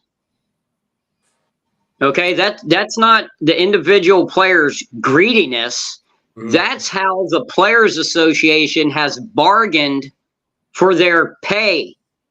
Okay. To be a max player, you have to lead the league in a category. You have to be all NBA 2 out of 3 years and stuff like that. That's an incentive, though, Rex. That's an incentive. That's not an incentive to stat pad. If you're in the game when your team up 20 points and you're in the game still, but then on the flip side, these guys will talk about they don't want to risk injuries. Then why are you in the game when you're up 20 then? You can risk an injury. You're trying to get some stats right there. So incentives are one thing, Rex. That's not what we're talking about. I'm sorry.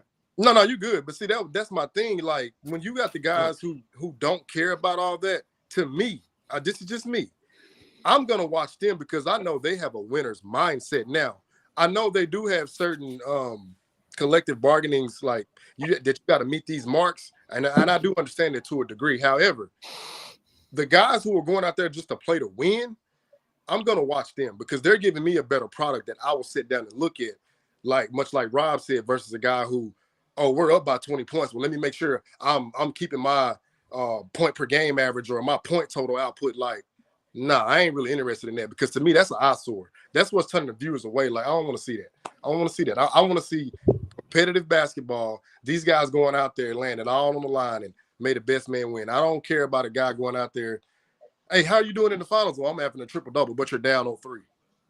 Nah, some don't sit right with that picture. But that's my take. Hey, real quick, I got to go. I appreciate everybody's time today, as usual. All right, and for everybody that is not familiar with NB Sports, if you like his takes, go to his page, like and subscribe everything that he's got going on, and check him out. Yeah, but thank you for coming, Nick, and I'll see you on the flip side. Let's see you next week. Bye, guys. Y'all have a good rest of the day. Yep. So I wanted to add to that with the icon. So I don't want to say it's in the realm of impossibility that somebody could eclipse Michael Jordan's icon. And I mean, I can envision it, and I hope that somebody can be close to what he did for the NBA and what he did for basketball. But I agree that it's going to be it has to be a perfect storm. It has to be like what Rex is talking about and what we're all talking about, that it's kind of going, that the NBA is kind of going on a downward trajectory right now in respect to fandom popularity and appreciation. There's a lot of complaints about the NBA versus years of the past. That you can look on paper and say, well, it's doing better. Well, a lot of that is just fans in China and the Philippines, and I'm not saying they don't count. They do count, and that's great that it's growing in that aspect. However, for American fans specifically, a lot of people have complaints for how the game is going. A lot of people critique LeBron for his flopping, just as one example, let alone just people just kind of going through the motions with the All-Star games and everything like that. my whole point with that being said is that I think the center will be here to stay. I think there needs to be somebody on the level that is of Michael Jordan-esque or Kobe Bryant-esque to a lesser degree outside of the icon, although Kobe Bryant was iconic. I would hope. Now, I'm not saying that it would make Michael Jordan less of the GOAT to me, but I hope there's somebody like him that comes along in the future that projects and trajects the game larger again, like Michael Jordan did, because I love basketball. Yeah. To answer my own question, will it happen in our lifetimes? That I hope so, because that would be great to see. Hey, If I Doug, had to say, I would probably say no, though. What's up? I know I wanted to say no, and that's one thing I left out, and thank you for saying that, because you do want somebody to push the game forward. Yes, you do. Yeah. But outweighing the possibility of it happening, that's where it's kind of like, okay, I don't know. It's up in the air. But I just wanted to add in on that part. What's up, Robin? Well, no, I'll just say to what you guys are saying, I'll say, as far as like, wanting somebody or hoping that one day maybe somebody would come and surpass Michael Jordan. The thing about it is this, man. When we talk about Michael Jordan and we have this feeling, and we talk about some overall generalization in society. I know Rex doesn't believe that you can have the greatest overall player in a team sport and things of that nature. But when we talk about society, right, and people viewing him that way, right, that's a societal fact, right, that people view him that way, right. So if that's the case, then and we're thinking about these things, the reason that they feel this way is because of the way that Michael Jordan carried himself on the court with class, with integrity, with honor, with respect, things of that nature. He earned that title by the people. We labeled him as this such person.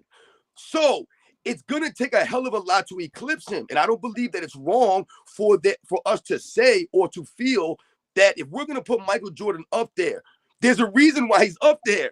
Because we feel that it's going to be very hard for someone to come and surpass this person, because we feel that he's been this great as opposed to all the other players that people have seen throughout the NBA's history. We can feel this strongly about this one particular player. This isn't a close vote with somebody else that we might think, oh, maybe it's this guy, maybe it's that guy. No, it's Michael Jordan by a landslide. So for me personally, I don't care if no one ever surpasses Michael Jordan. Not because of me. I'll be long dead and gone by that point. I don't really care. I have nothing to do with this, really. But it's the sake, and it gives people the bar. That's the bar. But for some reason, we have lowered the bar here. And that's the problem. No one lowered the bar for Michael Jordan to go above it. No one lowered down Magic Johnson or Larry Bird or Kareem Abdul-Jabbar or Bill Russell or Will Chamberlain or Dr. J or Jerry West, Oscar Robertson. No one lowered these guys to raise Michael Jordan above them. What was always said was that Michael Jordan did what people never seen before. He was that great. So they put him above them. So we can't lower the bar. That's how high the bar has been set. The 6-0 record, Nick said something before. I didn't want him to go before I could say something to him. He said something that was interesting to me about, someone surpassing Michael Jordan's resume on paper and what it would take to do that. That would take a hell of a lot, man, because not only are we talking about the paper, Michael Jordan came into the NBA essentially and was an MVP in his rookie season. The things that he was doing, and also he maintained that level for a long period of time. A lot of other players had drop-offs, and they didn't have all the other intangibles, the personality, the charisma, the marketability, the leadership, the toughness, the grit, the durability, the heart, all those things wrapped into one player, the athleticism. So for me, when we talk about that, that goes to the Michael Jordan and the greatness that we were talking about, man, and everything else. Rex or Hoop Guy, you got something to say about that? No. Go ahead, Doug. Yeah, that's just what I was saying before, that to surpass what Jordan was able to accomplish globally, iconically, not just on the court, but for basketball in general. It was a perfect storm, like Robin said. And for everything to line up to be the perfect storm to take the NBA to the next highest tier, the chances of that person coming along at exactly the right time and having the right business leader in place to take advantage of it in the right way, I think we can say that Silver is not that guy. Okay, the golden era of the NBA started Rex, when please say that one more Stern took time. over, Say that one more time. and it lasted until Stern died. Okay, it was Stern that was the catalyst that said, we have this amazing guy. We have these other amazing guys. This is how we have to go about it.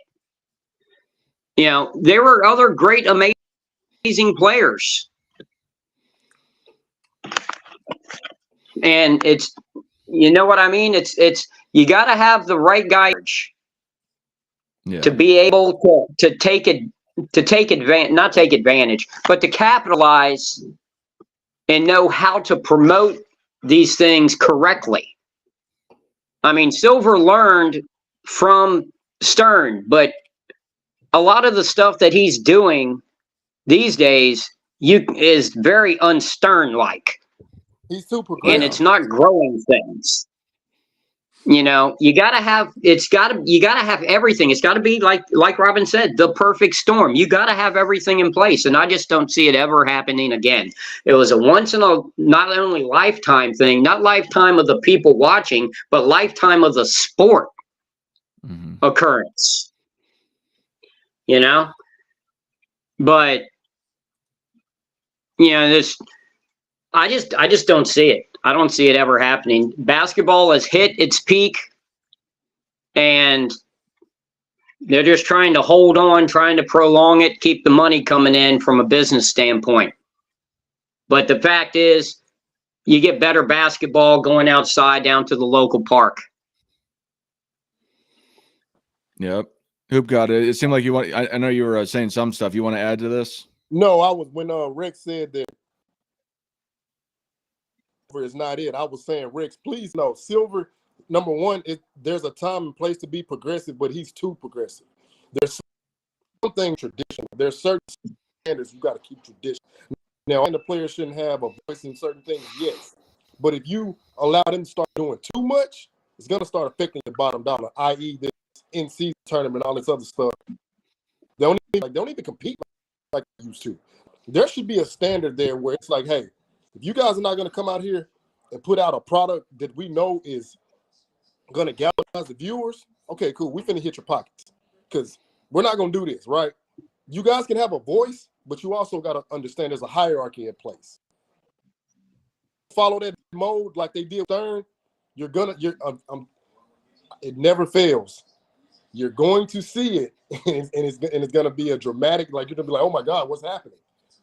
You're enabling your subordinates to a certain extent. And that's why you have a president, you have the executive officer, and so on and so forth, managers, supervisors.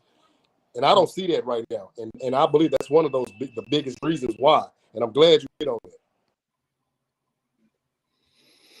Yep. I don't know if you're laggy on our end. I don't know if you cut out or not, but I don't know if you're still talking, but it stopped. But no, I muted my mic. Oh, okay. Yeah. No, and yeah, I agree. I think that it has to be the perfect storm. Not to, because I had said that. I hope that somebody in the colloquial term could be like Mike. It would be great to see. I would hope that we see somebody that has the appeal, the power, the mystery, the influence, like Michael Jordan did. And that's something too on a sidebar. This isn't really much about basketball, but I think, like you guys are saying, I think a lot of people don't leave that mystery to the world anymore. A lot of these athletes, like Michael Jordan does. And I think that kind of affects their popularity in a way too, because if you just say, well, I ate this for lunch, people care less about you, in my opinion. But in ways you profit off of it too. So I get why they do it. I'm not saying that, but so I'm going to just question the panel. We usually do this or open the lines up. Are you guys interested in taking callers? If not, we don't have to do it. That's fine. I'm just asking impromptu. Yeah, that's cool. I always am. Yeah. You down? Can I mention two things I noticed real quick? Sure, because they have to do what's in the comments. Okay, somebody mentioned in the comments that LeBron never won with a dominant big. Okay, LeBron is 6'9", 260. He is the dominant big. Okay, so that's out the window. And I just want to make sure everyone noticed that Hoop God has mentioned 3 NBA coaches during this broadcast. They're the last 3 generations of the golden lineage of coaching. Yep. All right, with Larry Brown, Popovich, and Steve Kerr. Yep. Basketball is a lot smaller than people think. A lot smaller. For anyone that wants to call in, I dropped a link in the chat. If you have a question for anybody or want to add something or be a contrarian, you're welcome to call in. It is in the live chat right now. But yeah. I think this has been a great subject because I think a lot of people just like to see the quote unquote sexy things on TV, and the big man oftentimes is not. So but I do think that they're coming back because I think there is so much of a reliance on the analytics just to put this stuff out there like that. That it has corrupted and hindered the game for what it could be. People just, and I know it was mentioned that the mid-range game is coming back to a certain respect. However, if you look at a shot chart, what is heavily, circled is somewhere along the 3-point line, particularly the corners and then under the basket.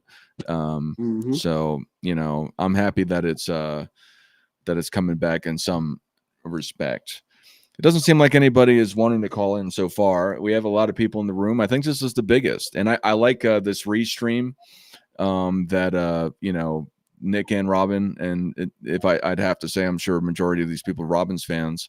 But I think it's great just to have this audience because I think that's kind of the point. I just wanted to put that out there. I want to thank all you guys from the live chat coming. From whatever channel it was. There's people from my channel that are in here. I'm sure there are people from Nick's channel that came in here, and Politicus Rex's channel that have come here with his 58 subscribers. No, but yeah, no, I think this is great. Oh, and just if anybody's interested in calling in, I put the chat in there, but I want to give some heads up. Somebody had mentioned that I should invite Angry Old Hoops here.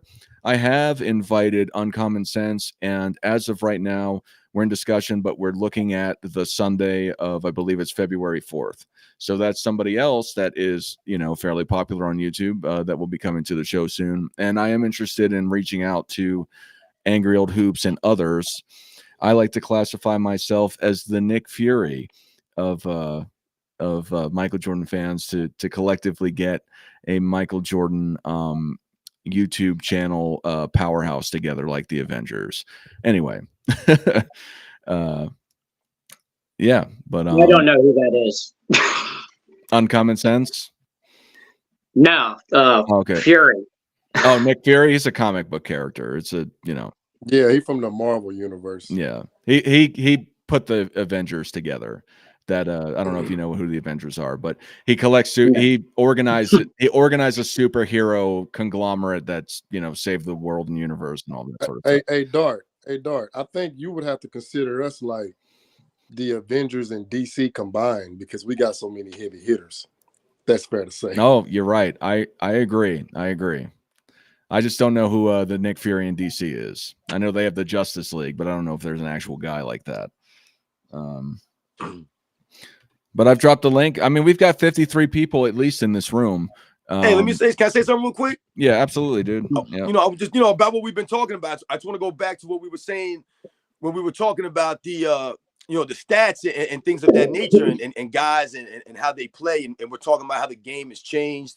And we were talking about how the game back in the day, in the past eras, no era in particular, but the balance, I can't emphasize the balance when I'm talking about the balance of the way the game was played, man. There was a flow to the game, man, and when we talk about that balance, we're also talking about the way that the players played the game.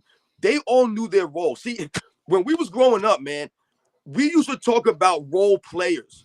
And when we spoke about role players, we spoke about it with pride. And that was not a disrespectful term.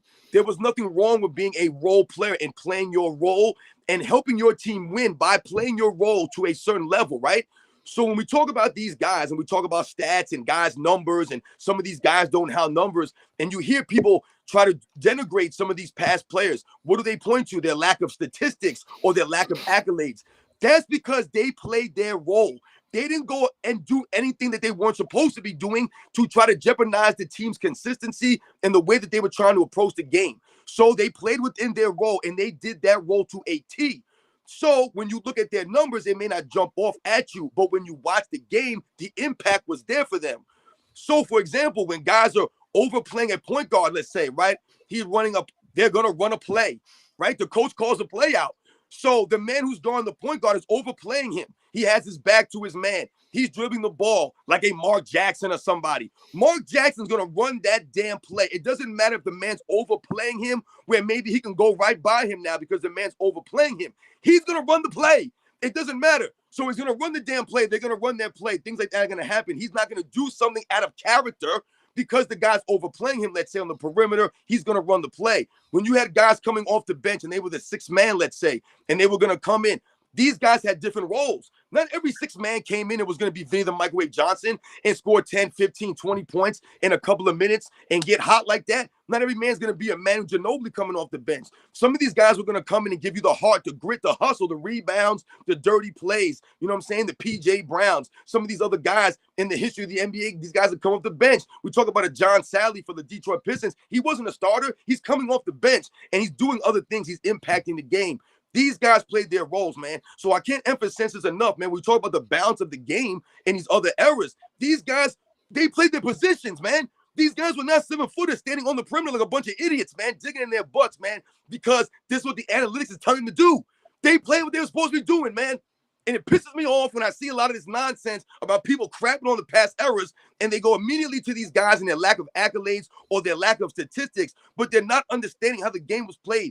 These guys were there to play a role, and playing that role allowed these teams to be great when these guys could have left in free agency and try to become their own player on another team to get their stats. They played and did what they were supposed to do in the capacity that they were supposed to do it.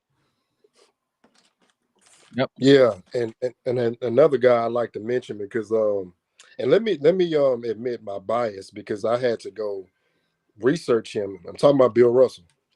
When I was like, I would say when I was getting in my nation stages of having these like basketball discussions, because I would always let these guys do this. Like when we're talking about, of course, you know, Jordan and the other guy, they would say, "Oh, well, Bill Russell must be the GOAT. He got 11 championships."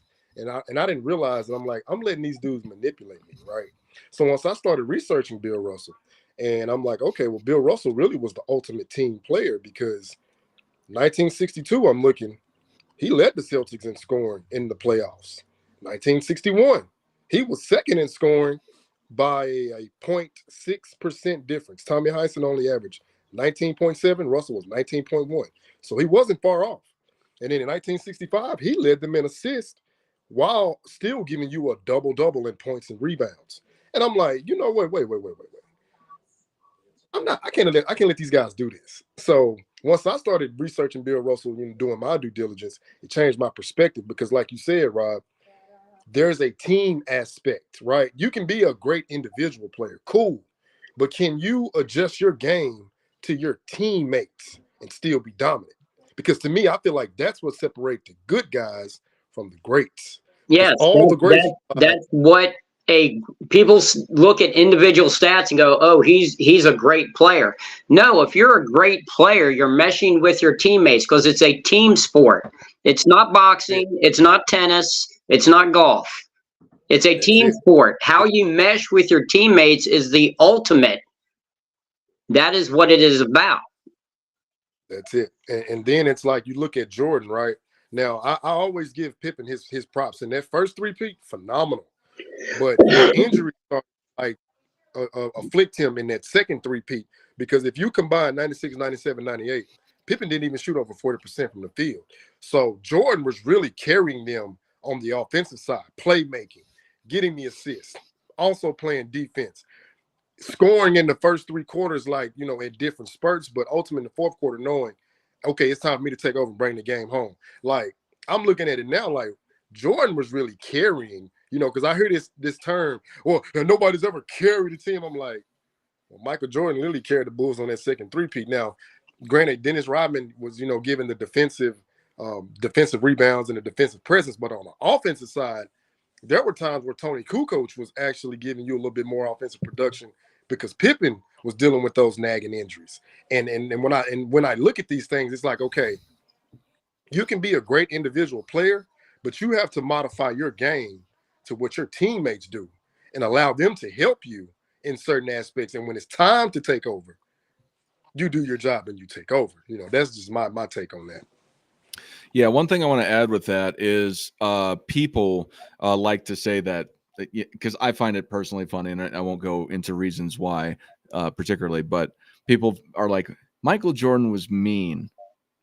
Like, what is that to say that he's a bad teammate, dude? Like, do you know what holding somebody accountable has some hard truths, man. If you're not living up to what you're supposed to be doing and somebody calls you out on that, like, how is that a bad thing? Are you kidding me? Well, what people don't realize is Bill Russell treated a lot of people the same way. Yeah. Mm-hmm. Mm-hmm. But what happened, just like with a lot of the Bulls teammates, once it was all said and done, they looked back and said, yeah, that was how it had to be. You didn't hear the sour grapes very often. Mm-hmm. And that's how it was with the Celtics is, Russell was held above everyone else, just like Jordan was with the Bulls. There was a time when the Celtics were complaining. They had a road trip, came back, got back late because commercial flights, and the very next morning had a morning practice. And the team is running, except for Russell, who's sitting up in the stands reading the newspaper. And one of the team said something about it.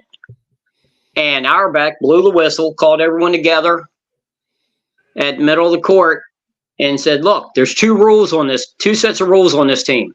One for you and one for him. If you don't like it, I can trade you to Tri-City or, Milwaukee. I can trade you wherever you want to, I'll trade you to Syracuse, Rochester, and you can go be a star there. Or you can play here and you can win chips. Hey, Rick. And really, Chicago had the same mentality, really. Yeah. Hey, Rick, so I'm thinking of something that you said, and it's this quote that I heard. Exceptions are made for exceptional people, right? Because if you look at what you said about Bill Russell, think about Dennis Rodman. Who else besides Jordan or Pippen, probably not even Pippen, but definitely Jordan, could go to Phil and say, I need a vacation and go to Vegas, right? But when they did the runaround, Rodman clearly was still working out, because in the Last Dance, Jordan was like, we're gonna have to do the little Indian run and get it back in shape. But Rodman was like literally outrunning the whole team. So even though he was in Vegas partying, he still was working out. He still was in his normal routine. And yeah, he's an amazing athlete. But to your point where you're mentioning Pippen in the second three-peat, yes, some of that was Kukoc essentially almost playing the same position in the triangle that Pippen did. So he lost some of his cachet, for lack of a better term. But when I went back and started looking at numbers, Pippen really didn't play well with Rodman. I think there was a lot to the fact that he didn't like Rodman, didn't get along with Rodman really, always held a grudge from the Detroit days. Because if you look at a lot of the stats and going across and look at a lot of the games, they didn't really gel like other great tandems, championship winning tandems did. There seemed to be a little thing there. Yeah, I saw that too. Yeah.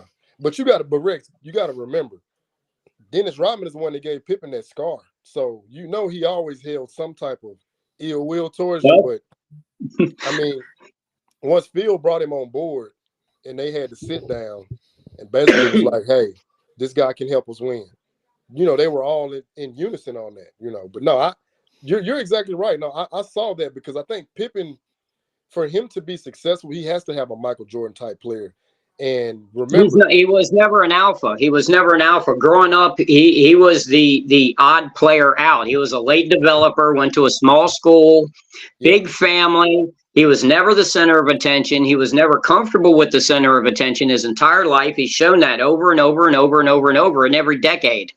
Yeah. But then if you add in that Horace Grant element, see, Horace Grant could hit that little 10-footer, 10, 12-footer. Rodman couldn't do that. So I think that helped Pippen because Pippen could like play make and get. That's why they got Kukoc though. Yeah. So when you get Kukoc now, you're bringing in that element that Rodman doesn't have. But no, you're absolutely right. Like that wasn't a good fit for Pippen. But when you can offset him with Kukoc, now it balances out. So yeah, I agree with you right there. That was a great point. Yeah, well, that was something that people didn't think about when they're talking about in The Last Dance, how they were considering not bringing back Pippen because he had the injuries, and they were seeing that his career was not going to be, his peak was not going to be as long as Jordan's was. And they brought in Kukoc a few years earlier, and Kukoc was doing really well. They could see Pippen not being essential anymore and giving Kukoc a bigger role. Instead, with what happened, I believe Kukoc went to, was it Philadelphia? Yeah. And actually had some really great years. Milwaukee. Yeah. I'm not sure on that, but he had better years. Yeah, he had better years after the Bulls because he was still maturing as a player coming from overseas.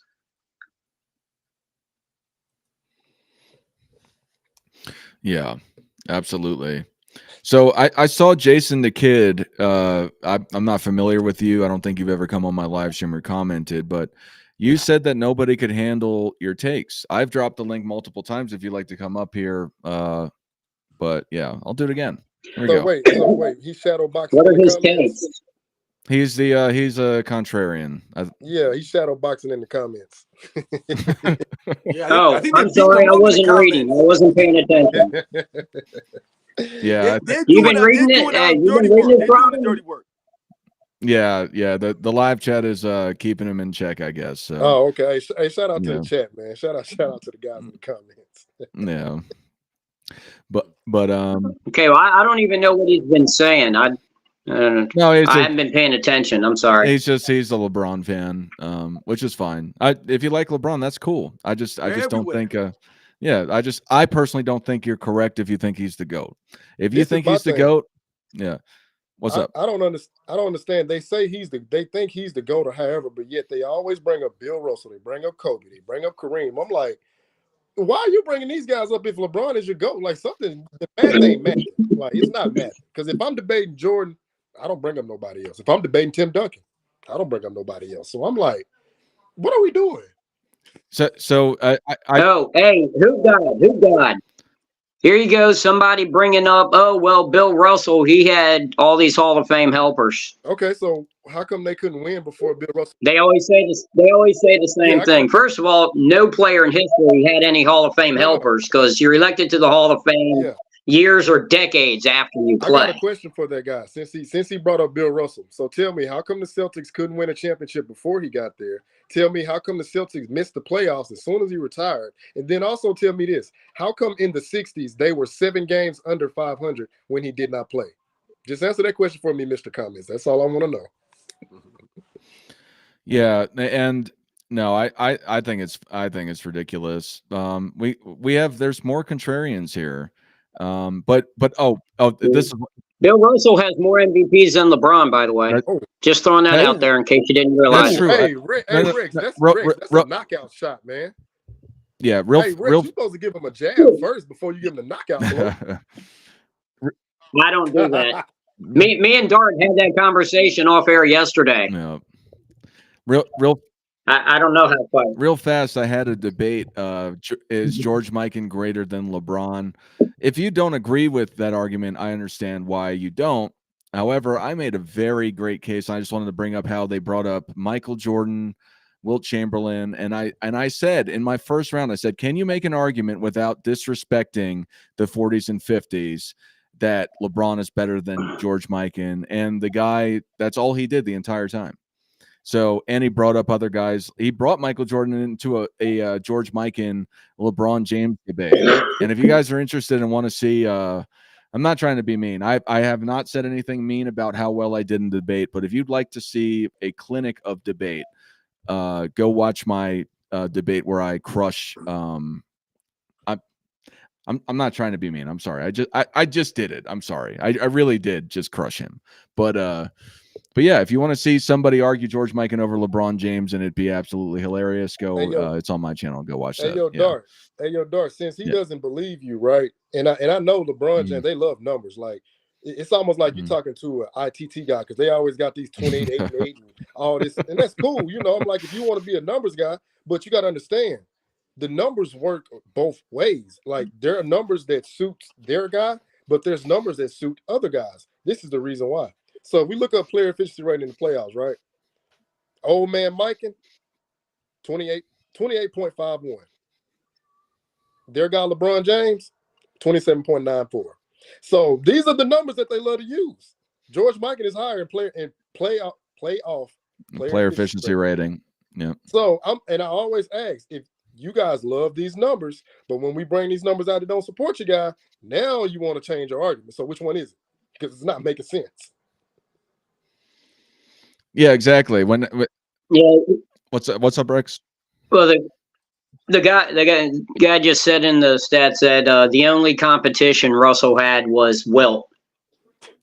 Oh, so he didn't play. Shall we tell him a little story about Bob Pettit, the guy that actually beat Russell Celtics in the finals, which Wilt never did? Come on, cook it up. Mm-hmm. I mean, it's just Nate Thurman, Wes Unseld, MVP and Finals MVP the same year during the Russell era.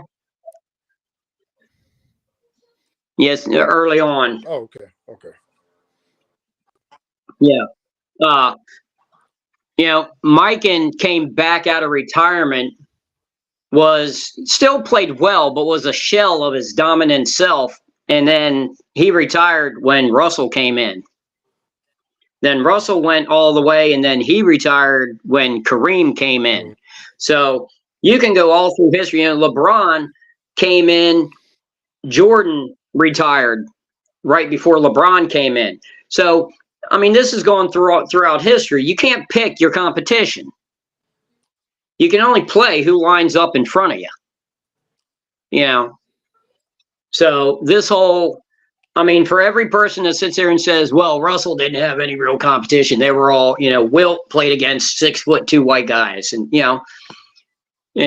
Jordan played in an expansion league and LeBron plays against whatever they say LeBron's playing against. You got every single era, when you talk about Kareem won most of his MVPs when Dr. J and Mel Daniels were in the other league. There's every era, every year, every season has something. That's why it's the ultimate reality show. There's something every year. I mean, what year was it we get to the finals? Was it 16? And Kyrie Irving gets hurt. What's his name? Love gets hurt. Look at 91 finals. Jordan gets in there for the first time and they're building it up. And then Worthy is hurt. Byron Scott pulls his hamstring or whatever, stuff happens every year. Bernard King leading the league and scoring at 35 a game or something like that. The year before, when Jordan is just coming into the league, this is going to be a huge matchup going forward. And he blows his knee out. Lenny Bias dies. Drazen Petrovic dies. Lewis dies. All these things going on. You can't control any of this stuff. So to then sit there in your comments and use it as an excuse, saying that, well, this guy didn't have to do. He has no control over that. And whatever guy you're voting for over him, he had to go through something like that too.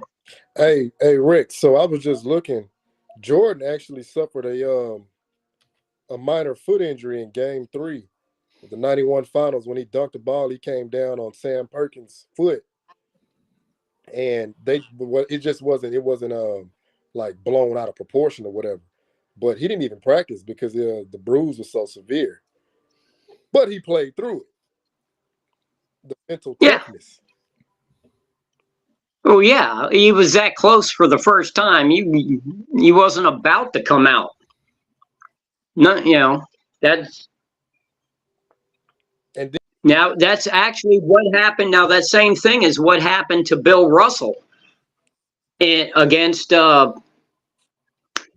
St. Louis with Pettit. That's the exact same thing happened where he hurt his ankle. I think it might have been Game 3 as well.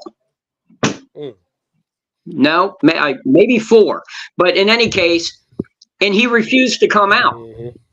And then in Game 6, Pettit scored 50 on him, and they lost their only final. Russell lost his only final because he had done the same thing and refused to come out of the game. Real fast. I know, Robin, you want to say something, but I want to address Mr. DeMac Mizzle Show. I'm not familiar with you. I'm sure you're probably one of Robin's trolls or something like that. But so LeBron played against all-time greats. Everyone through every era played against an all-time great. 2, just because you lose doesn't mean that they're better than everybody else throughout time and space. LeBron just wasn't better than them, period. I don't understand how hard that is to understand. You're trying to excuse his losses as if everyone else didn't have great competition that they played against. That's a I'm going to loser's leave that mentality. alone. Well, everyone had losses. Yeah. I mean, Jordan got beaten up early. Everyone knows that. Yeah. Russell got beat by the same coach twice.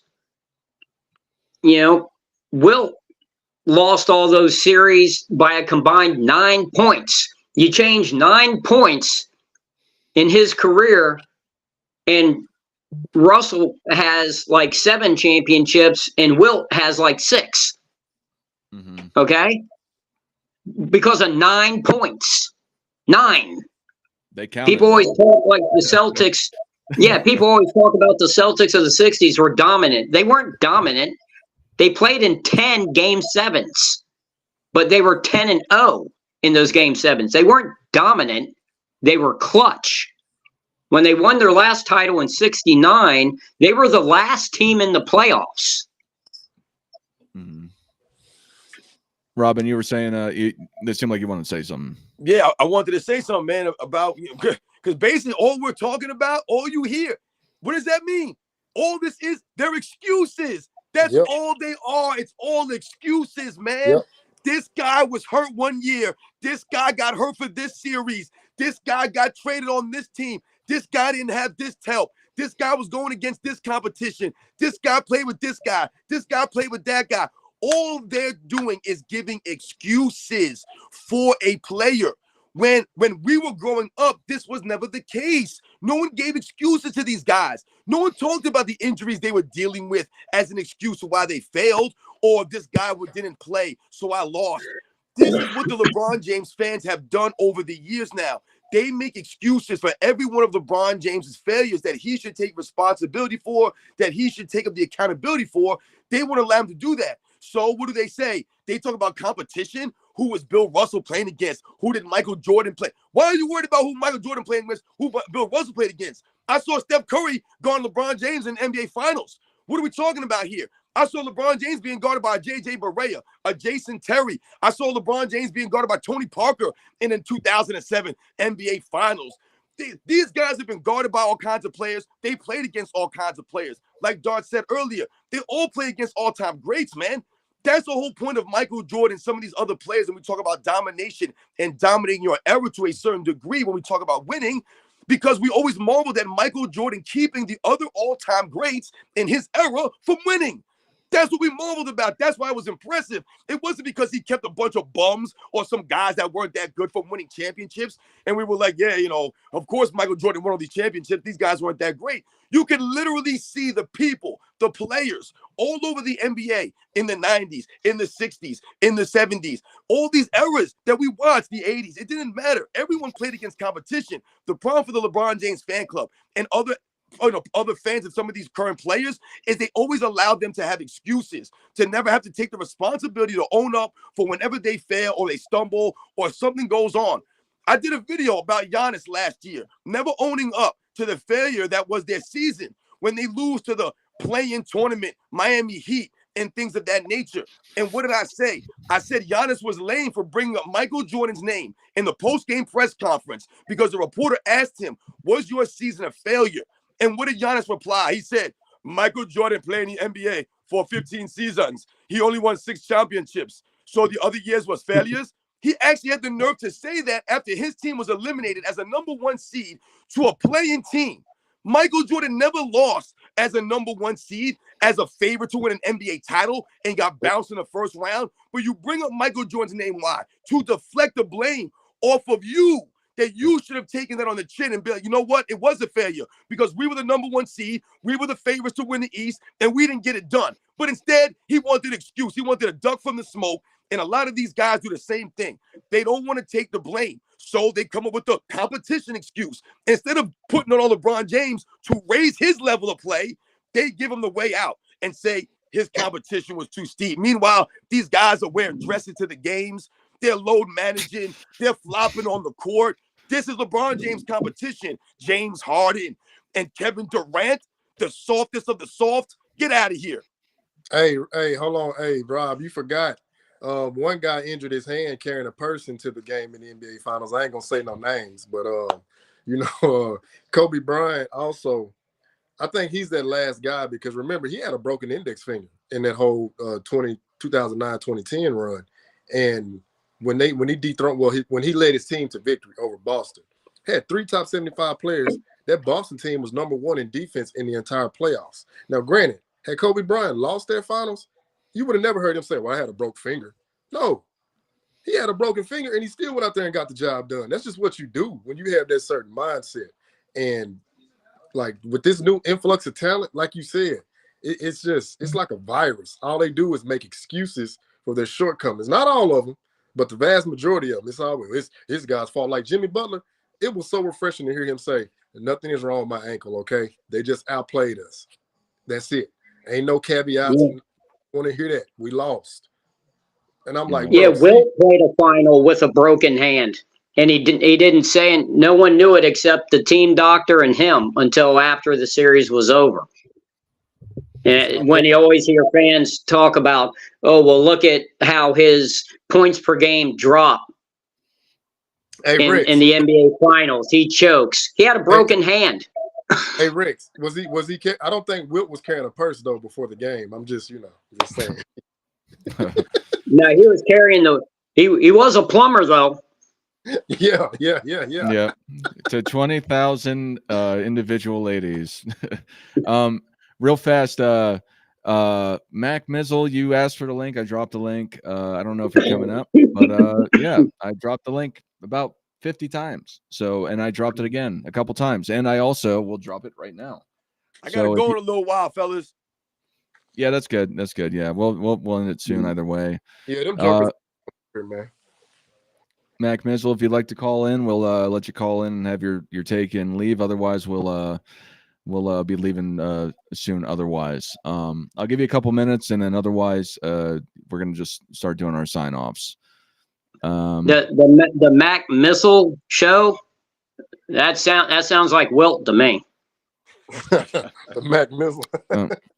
Oh yeah, no, okay. Well, here, so it's in. Apparently it's not showing up in their chat. Here it is on the screen. I don't know what to tell you. So that is the link though. So you can go and do it like that. But yeah, we'll be leaving. We will be signing off soon either way. So we'll do one caller. I've been dropping the link, so I didn't know that. This is a experimental for me and us. in regards to where everyone sees this stuff. I can see everybody's chat on my screen, but I thought it went to everybody's channel as well. Apparently not. So I apologize for that. I didn't know that, but I have it up in the screen. If you really want to call in, you could type it in. Otherwise, you can go to my channel and then just look at it real fast if you want to click on it. But yeah. So, but yo, yeah. Dart, let me ask you a question, Dart. Yeah. So we're talking about big men, man. You know, before we sign off, you know, do you think that Joel Embiid is under a lot of pressure this season, man, to take the 76ers, you know, on a deep postseason run? He's never been to an Eastern Conference final before. Yeah, no. Yeah, as a 76ers fan and as a process believer, and I'm getting upset just thinking about it. But in a phrase, yes, he is under a lot of pressure to do something, because what has he done, realistically speaking? He's gotten that MVP. He's a great player. I'm not saying he's not a great player, and I'm a fan of Joel Embiid. But in respect to him being the greatest, of this era, some people might argue that I think Jokic is better, but a lot of people think that Joel Embiid is better than Jokic in some capacity. I think those two are the two best, and I think they're better in different ways comparing with each other. However, he is absolutely in a lot of pressure. And I personally, as jokingly speaking, my objective opinion, because it's a contradiction for people that aren't tracking that. No, he needs to do something, man, because for me, it's hard. Like I haven't even watched Sixers basketball this year. I've been the Sixers fan that I've watched every game more or less, outside of just can't watching them, watching more than half the games, which is a lot to be, if you're being honest. I've done that before, just hoping that they would win, and I haven't even watched one game this season for them. I followed it because of the fantasy basketball league, and I will casually look at the record or who won and stuff. But watching the game, yeah, I can't hype myself up just to be let down again. So, but yeah, no, absolutely. Man, there's all kinds of lies just flying. There's all kinds of misinformation being thrown up in here. Yeah, so again, I apologize for all you that haven't seen the link. I have it on the screen, and again, you can come to my channel and copy paste it. You don't got to subscribe to my channel. Just come into my version of it and click the link. It's there. If you don't like what I got to say, you just want to troll Robin or whatever, or any of us, but for the paired people that are coming off of Robin or Rex's channel, you just come to mine and click on it, even if you don't want to subscribe to me. We're gonna be leaving soon, so if you want to do it, you got to do it soon.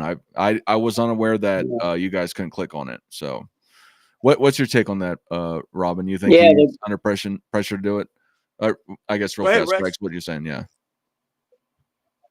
No. What was Robin saying? No, go ahead, Rex. I asked the question. Go ahead. Oh, yeah, this one guy is in here saying Kobe only ever played with one top 75 player.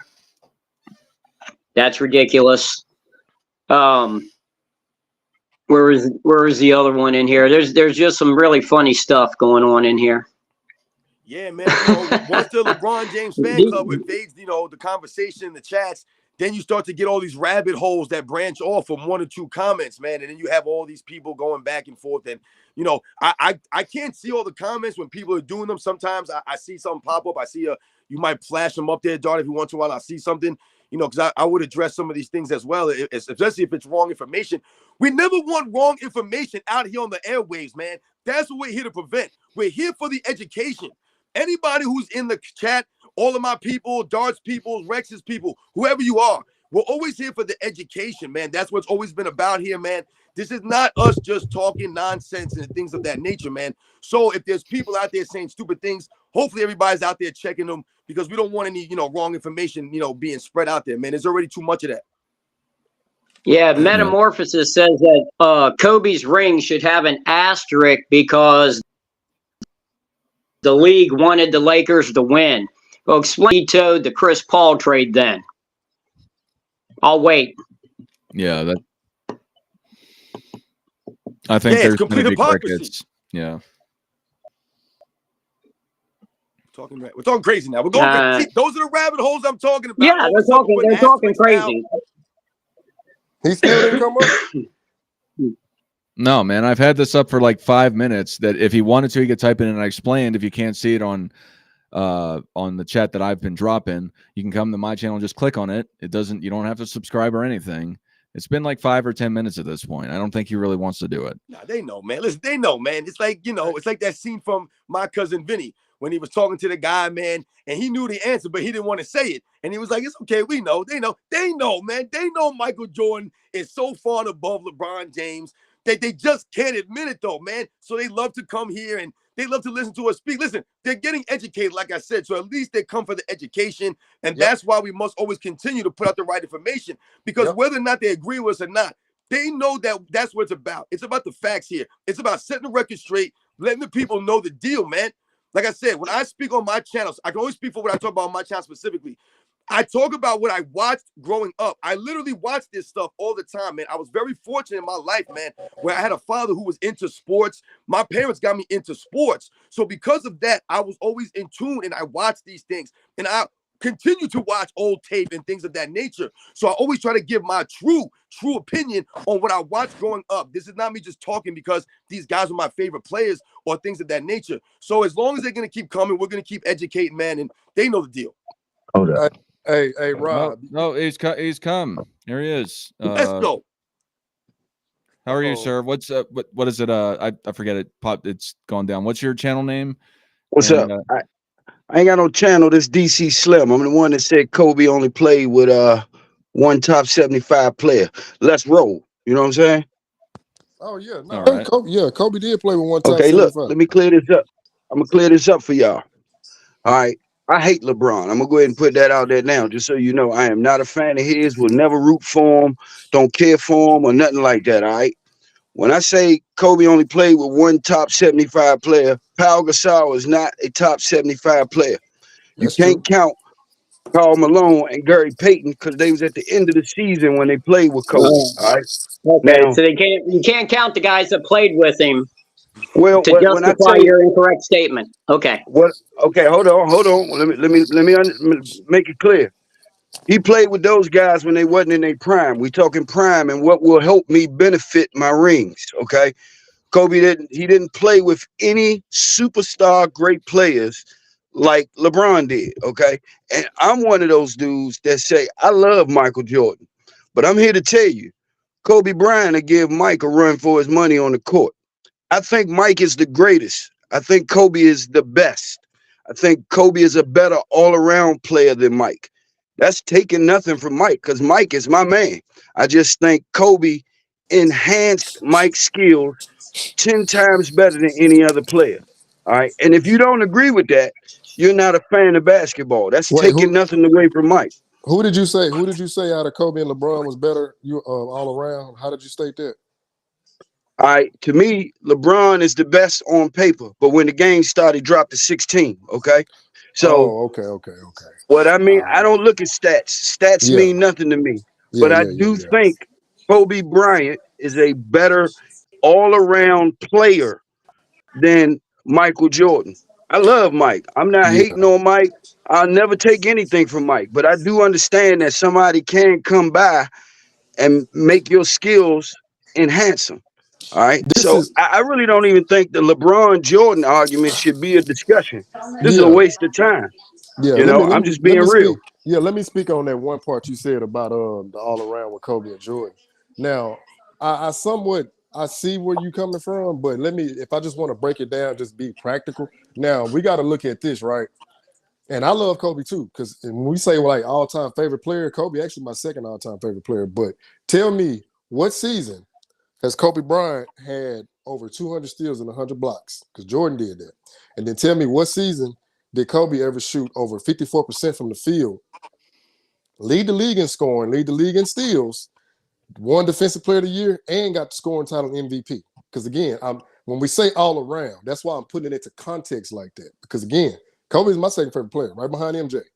But when we use that, What you did was, see, I'm not a stat junkie, right? Okay. I understand what you're saying about what Mike did, but don't misconstrue what Kobe did in a league where the ball movement was different.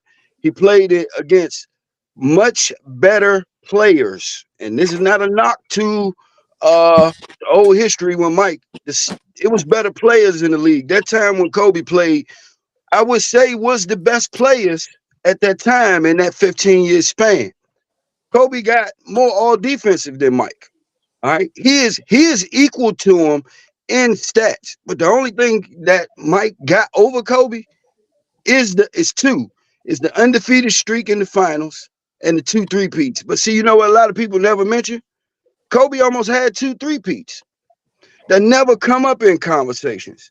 You can look at his rosters and tell he did better with less than anybody in history.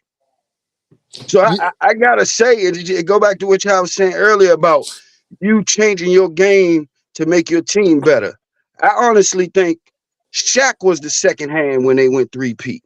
Okay, Pau Gasol was the second hand when they won. It's almost like this LeBron thing has like totally disqualified Kobe's career.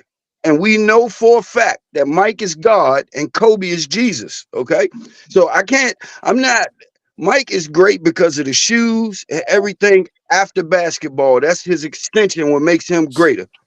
But I tell you, man, Kobe right there with him in popularity. Well, Tell me I'm wrong. No, No. Go ahead, dog. Real fast. For anybody, because people are asking what my channel is, it is MJFB. Michael Jordan Fans Are the Best. If you want to go find the link. However, like I said before, we're going to shut this off soon. I was unaware that it wasn't shown to everybody, so I'll fix that next time. Anyway, I didn't mean to interrupt. What's up, Hoop God? Oh no, I was following up on what he was saying about the competition that they face now. If we just look at it, if you're saying in that Western Conference, yeah, I can agree because their Western Conference, I ain't gonna lie, it wasn't no cakewalk over there. Like they pretty much ran the gauntlet.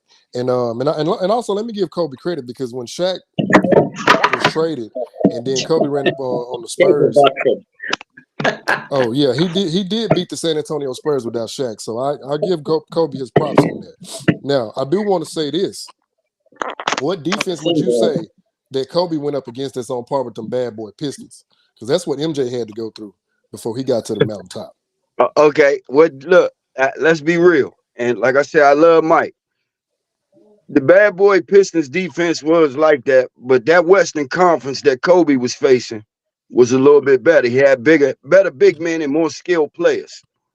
All right. Now, I'm like, once again, I'm not knocking what Jordan did, but we are lying to ourselves if we say that basketball wasn't at its best point when you had those players. You got to remember who Kobe was going against. He had the San Antonio. Look, I give it to you like this: nobody has ever won back-to-back when Kobe was around. He was the only one did it. That's true. All right. So you never had he was dominating the league on bad. Man, this dude had Smush Parker and he was in the finals. He was in the finals. He didn't take Smush to the finals. But hold up. Let me get in here real quick. I have listened to this blasphemy long enough, man. Hold the hell on, man. Hey, I don't even got time for all this right now.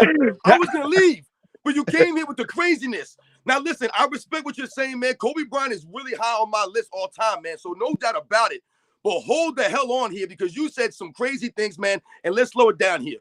Let's be honest here. When we talk about athleticism as it pertains to being a basketball player and playing basketball, Kobe Bryant's nowhere near the level of athlete that Michael Jordan is. So hold on. That's not a I think let's agree on that. Athleticism is not a statistic. Exactly, it's not a statistic. Exactly. Michael Jordan's a greater athlete than Kobe Bryant, right? Okay, he can be the better athlete. I'm not saying Michael he's Jordan not. is quicker, he's faster, and he can jump higher. He's stronger than Kobe Bryant. He has bigger hands than Kobe Bryant. He has all the dimensions, longer arms than Kobe Bryant. Can we agree on this? We Those listen. are the We facts. can. Those are the facts, dude. Wait, Those are the facts, hold my on, man. hold on. I'm educating you. Listen to me. Hold- Trust me. I'm educating you here. Okay, so Michael Jordan's a greater athlete. So that gives Kobe Bryant a disadvantage right there. When you talk about him being more skilled, really, what are you talking about? You're just talking about their overall games. You're talking about the bag that they have, right? Hold Kobe on, wait a Bryant's minute. bag is not deeper than Michael Jordan's bag Hold on, because Michael Jordan was who Kobe Bryant was emulating. hold Was he on. not? So you Wait a cannot minute. outperform the master. Kobe Bryant didn't outperform the master. So That's when we not. talk about Listen. Michael Jordan's fadeaway D- shot, his DC, can you turnaround jumper, his movement without the please let Robin basketball, speak? his ability to go in the triple threat position, his ability to make quick decisions in the post, his high IQ, the way that he galvanized his teammates. He does all those things at a higher level than Kobe Bryant. When we talk about basketball IQ, Michael Jordan is a savant. He's above it, Kobe Bryant mentally. That's why he can form a relationship with a Scottie Pippen and not have that crumble into pieces like him and Shaquille O'Neal. This goes to Kobe Bryant not being there mentally and understanding. This is why he takes bad shots oftentimes when he shouldn't be Wow. doing these things. Michael Wow. Jordan is more crisp and precise with the basketball. His overall movement was better than Kobe Bryant's. And when we Wow. talk about defense, you mentioned that he had more all defensive selections, not more first team defensive selections. And Michael Jordan played for 11 full seasons, man, and made 9 defensive first teams. Kobe Bryant played for what, 16 or 17 full seasons and made what, 9 first Make team sure all defenses. But yeah. when we talk about defense, Michael Jordan was a more skilled defensive player. It has nothing to do with the numbers. Michael Jordan was a much more skilled defensive player. Did Kobe Bryant give the effort? Absolutely. You're right on the money. Kobe Bryant gave the effort. He gave the hustle. He wanted to play defense. He just didn't have the athleticism or the ability to play defense at a level that Michael Jordan was able to play, which is why Kobe Bryant doesn't have the quote-unquote statistics of a Michael Jordan or the impact that Michael Jordan had on both sides of the ball. Nobody considers Kobe Bryant the greatest two-way player in NBA's history. They consider Michael Jordan that because of his two-way play. So you're trying to negate Shaquille O'Neal and all the teammates he had. You're taking away from Metta World Peace. Didn't he hit a big-time three-pointer in one of those NBA finals? Didn't he step up? Didn't Lamar Odom step up? Didn't Pau Gasol I never step up? did that. I never did that. All right, this is my rebuttal to what you're saying, okay? And you know I love your channel, dog. You know what I'm saying? I tell you like this. Everything you said is not a stat or it ain't got nothing to do with game. Just because his arms might be longer or he does this, that's not saying he's better. Kobe is a better player than Mike. It's the same equivalent of your son being better than the father. See, that's, you know what kill all of these arguments? How is he better, though? Explain it. Oh, let me explain it. Number one, he can shoot better, okay? Defense would be a tie. Who Matter of shoots fact, better? how about this? I'll give Mike the defense, okay? Mike What do can't you mean shoot you like. give it? He took it. His Hold videotape footage proves it. Hold on. Hear me out. We know that Michael Jordan is a great shooter, but he's not a better shooter than Kobe. Okay, it's nothing wrong with saying that. You know, see, that's what I'm saying. I'm a Mike fan. I want you to understand that. Hold on. I'm not. Hold on, real quick. I'm just gonna say this about that. The reason why I believe that you're wrong on that aspect is what I was alluding to: the mind, the IQ. Michael Jordan was always known for taking better shots, always being on a good position with his footwork and things of that nature. Whereas Kobe Bryant has been known to not have the good footwork right and be off balance behind the backboard and take bad shots. See, so what you not doing? shooting good. Michael No, what Jordan you doing right in the now? clutch. Who's more clutch, Kobe Bryant or Michael Jordan? Oh, now you don't want to go there. I would say Kobe is more. No, you don't want to go there. No, MJ got more. Listen, MJ got 9 buzzer beaters. Listen to what I'm saying. No, man, you have to be honest with yourself. Hold on. Pause for 1 second. Just hear me out. When you say clutch is got to be put in context. It's not just winning the game. I'm saying, look, it's almost like you're not allowed to say anything bad about Mike. I love Mike. Okay, I'm telling you, I am a Mike fan. Accurate. Now, listen, accurate is this. He has more all first defensive, all defensive, all first team than Mike. No, they not. Why They is tied. it that? No, they tied for 9, bro. Okay, if they're tied, right? I'm asking y'all this. Why can't these two giants be equal? They won't have the exact same game. They won't. They're not the same size. One is taller than the other one. One is slimmer than the other one. But they do have a similar game. But on the court, all right, let's just be real. If Kobe checked Mike, I don't care if Mike was in his prime and you put Kobe in his prime, bro, you'll get a good show. Okay. Yeah, Now I agree. I agree. I'm not saying Kobe is better than Mike or everything. I'm saying Kobe is the better player because he is Michael Jordan 2.0. Okay. He is Michael Jordan with the jumper. He is Michael Jordan with the anything you want to add to it. And that is really what makes him on the level. It's not a knock to Mike. You know what I'm saying? And see, that's the conversation we really should be having. We should not mention LeBron's Lance Armstrong James ever in the Lan- the people hey, of Lance these two Armstrong. dudes. I like that. You, Lance That's the you Armstrong. best know, thing you said all day. That's the only thing that you said I'm Hey, agreeing with right now. yeah, I like that. Lance Armstrong James. look, at the That end was of the day, hilarious. fellas, That was I hilarious. think Kobe's career is blemished by number one, he ain't a hood dude, so he don't get a lot of credit. All right, his Italian uh upbringing, he's not right like everybody. But you know what? I hate the fact that nobody gives him credit because he mimicked the God. I'm gonna say See, this. that he the only one that did it. Yeah, I'm gonna So, say and it's this. I'm gonna almost say this. he getting Kobe, punished. Kobe, Kobe is the hardest worker. I've never seen nobody outwork that man. Now, granted, that'd have been a detriment because he didn't take care of his body in the appropriate way, possibly. But when we say hardest worker, just dedicating your life to the game. No, I don't think you could put nobody Kobe in that. But we're saying Michael Jordan, like you said, he's trying to get that board laid out. We can make that argument because I'm with you there. But like Rob And you said, gotta remember too, bro, he also almost three-peated. See, yeah, look, I right, love what right. And he almost hold did this with on. Pau Yeah, Gasol. and let me give him his props. Let me give him his props too. LeBron James almost won 10 titles too. But let me give a couple. So Kobe is the only player to win back-to-back without a top 75 teammate. You are exactly right. And that's another reason, one of the reasons I got him over LeBron. But when we're using this Jordan and Kobe comparison, now we got to look at the games, right? And like Rob said, we can't penalize Mike for taking better shots and having the footwork and being efficient because, again, there's styles of Jordan maximized it. Because what is everybody else doing? They're trying to emulate Mike with the fadeaway and the fancy moves and the shot creation ability. Now, I will say this: when we get down to those last 6, 7, 8 with 2, I do consider that clutch. It ain't always got to be the last shot. Can you hit those shots to keep your Yes, team in the Kobe, league? To win the game. Kobe can do that. Kobe, and yes, and so Hey, looking at let me Kobe. hold on. I don't mean to cut you off. Go Let ahead. me ask you this: Go ahead. name one thing that Mike can do that Kobe can't do. In regards to what? Basketball. Don't name a stat. Just on the court. Name one thing besides palming a basketball that Kobe can't do that Mike can do. And you Now can you throw said. LeBron in there to make Now the you. argument even better. I Now just you. told you what it was. I told you what it was. It was the mental side. Kobe had the gift and the curse. He didn't know how to bring it in, my man. This is what I'm Well, talking about. he's Michael called a Jordan black knew how to mamba. maximize and run the triangle offense to a level Kobe Bryant never understood. This is Both why he of them didn't had win the a same second coach. three-peat, and Michael Jordan did. Kobe Bryant didn't understand that aspect. Michael Jordan mastered it. That's He not wasn't going fair to to take say, stupid bro. bonehead shots. That's He not was going fair to to get his say. teammates better shots.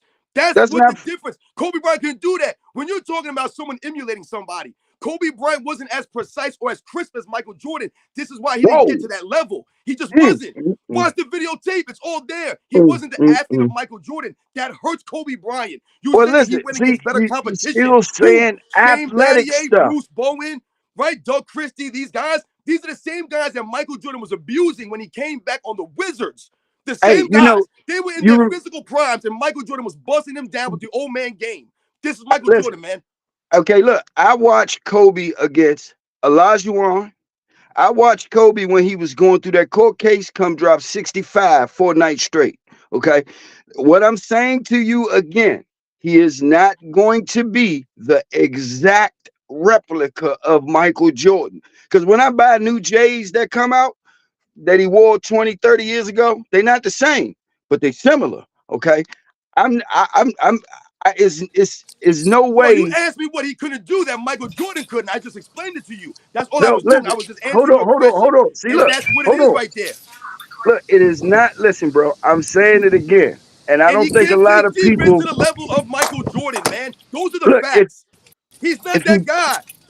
Kobe listen, Bryant's an all-time great, man. I got him in my top 5 all time. But he's Come on. not better than Michael Jordan. For you to say I that didn't. Kobe I Bryant didn't was better than say. Michael Jordan, but he's not Okay, look. greater, I'll is an I'll I'll asinine wrap it up statement with of this. epic proportions, man. I'll wrap it up with this. Okay. To me, Oh, Michael Jordan is a Rolls Royce. Kobe yeah. Go Bryant is a ahead. Bentley. Okay. LeBron James, like you said, my man, is a Jeep Wrangler. Okay. So what I'm saying to y'all, okay, I'm not saying that overall history impact on basketball. Kobe ain't better than Mike in that. But I can tell you this: on that court, Kobe will give that dude a run for his money. You can name all the stats, all the heat, and guess what? They played for both of the same coaches.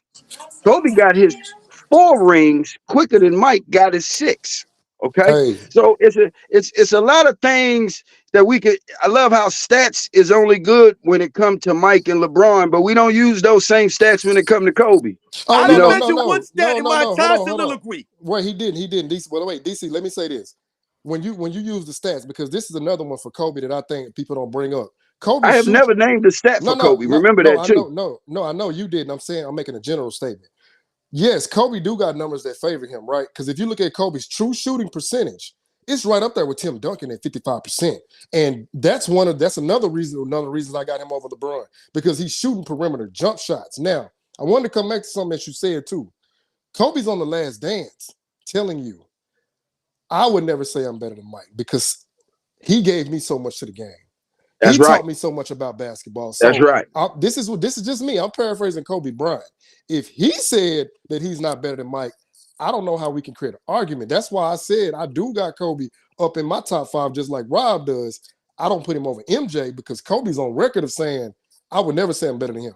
I Well, had to that's learn from Kobe him. saying that. That's not us saying it. Okay, Kobe is supposed to say that. If we want to play politically correct games, yeah, that's what Kobe's supposed to say. But us on this panel, okay, just looking at an eye test and see, I think we got a lot of recency bias, and we forget about people sometimes. It's okay to say somebody might be slightly a tad bit better if they're on the same level, only in the Kobe Mike aspect. No other argument. You know, see, it's like me. I don't consider uh uh Michael Jordan a better. No, I'm not even gonna go there because I don't want to piss nobody off. But I'll say this: I got them they both on over this. LeBron. Both Kobe and MJ over LeBron. I don't even mention Lance Armstrong James in the same breath as these two. Don't I forget feel that. you. I feel And you. I'm telling you, everybody that does that should be I feel charged you. $1,500 every time you do it. You know what I'm saying? So at the end of the day, fellas, and I'm just keeping it real with y'all. There's no Yeah, hate on Mike because I love Mike. I'm about to be 50. I done watch all Mike games, for but I sure. can tell you this: some of them San Antonio Spurs teams and some of them Denver Nuggets teams and all them other teams when Kobe was in the league. They'll beat some of them old teams Mike used to play against. They're not beating the New York Knicks. They're Oh not yeah, beating them New York Knicks, man. hold on. Come The on, reason why man. they'll beat the Knicks was just rough. See, look, and I'm gonna go ahead and admit this right now. Back then, it was just more toughness than skill. Are Okay, they gonna wait? Are they gonna beat the Suns? Because the No, it Suns was more outscored Golden State. not fundamentals than skill. That's The what it was. Sun, The hey, the not Suns fundamentals. Don't forget outscored that. Golden State. The the 2017 Warriors. Suns. The The Suns scored Suns. more than them.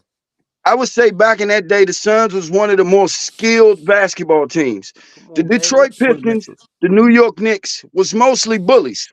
Remember, the Lakers couldn't even beat the Utah Jazz in 97, 98 with Shaq, with Kobe, with Eddie Jones, with Nick Van Exel. They were getting You're housed right, by Karl Malone and Yeah, John they Stockton were. they was that getting Michael But swept. Jordan beat well, down. hold on. You know what Tim we No, Duncan, no, always hold hey, on. forget? I'm right. Tim Duncan Hey, couldn't beat him neither. you Those are are the right. But facts. guess what we always do when it come to Jordan? And I might get in trouble for saying this. We only grade Jordan on the 6 titles. No, Oh, no, we get out don't. of here, No, man. we Nobody. don't. Stop Oh, it right listen. now. Now, Don't do hold up. that. Let me make a point. No, Let me no, make a we point. don't. We talked Nobody about the ever Pistons. talks about. Hold up. Nobody ever talks about when Mike was becoming Mike. See, we leave out years when it come to Mike. When we talk about Mike, this is what we do. We use these same words. We say undefeated in the finals. Don't do Uh, that. calming his defense. We Don't you never do talk that. about when Mike was losing. Okay, remember when Detroit used to beat Mike? Okay, now that's what I'm trying to say. It's not being disrespectful. It's just saying if you're gonna come into a court of law and you want to get your client off something, you got to present all the evidence. You can't be halfway presenting stuff, to fit your argument. And once Hey, again, bro, no, yeah. you're right. Jordan didn't beat them. But if we, like you said, let's look at the matchups. Let's look at the numbers. Let's look at the results. Michael Jordan never got outplayed by anybody on Boston or Detroit. That's not even an argument. Hey, fellas, let's do it again. Let's give Rubber Nose his credit. Rubber Nose Scottie Pippen was an animal on defense. I'm not going to say he was great, okay? But what I'm saying to you, every Batman need a Robin. How long did it take him to become that, though? Because even when he came, they still was losing. Look, Jordan didn't win a ring in his first year. I never he didn't win a ring in his second year. Bro, I never said he did. I said Jordan never got outplayed when he lost. We can go look it up. We can look at the game and the numbers. What we doing? We pulling stuff out the air now. When you say he never got outplayed, I've watched times Mike get outplayed before. What series? We can't act like that never happened. Hey, real fast. Did Kobe ever get outplayed?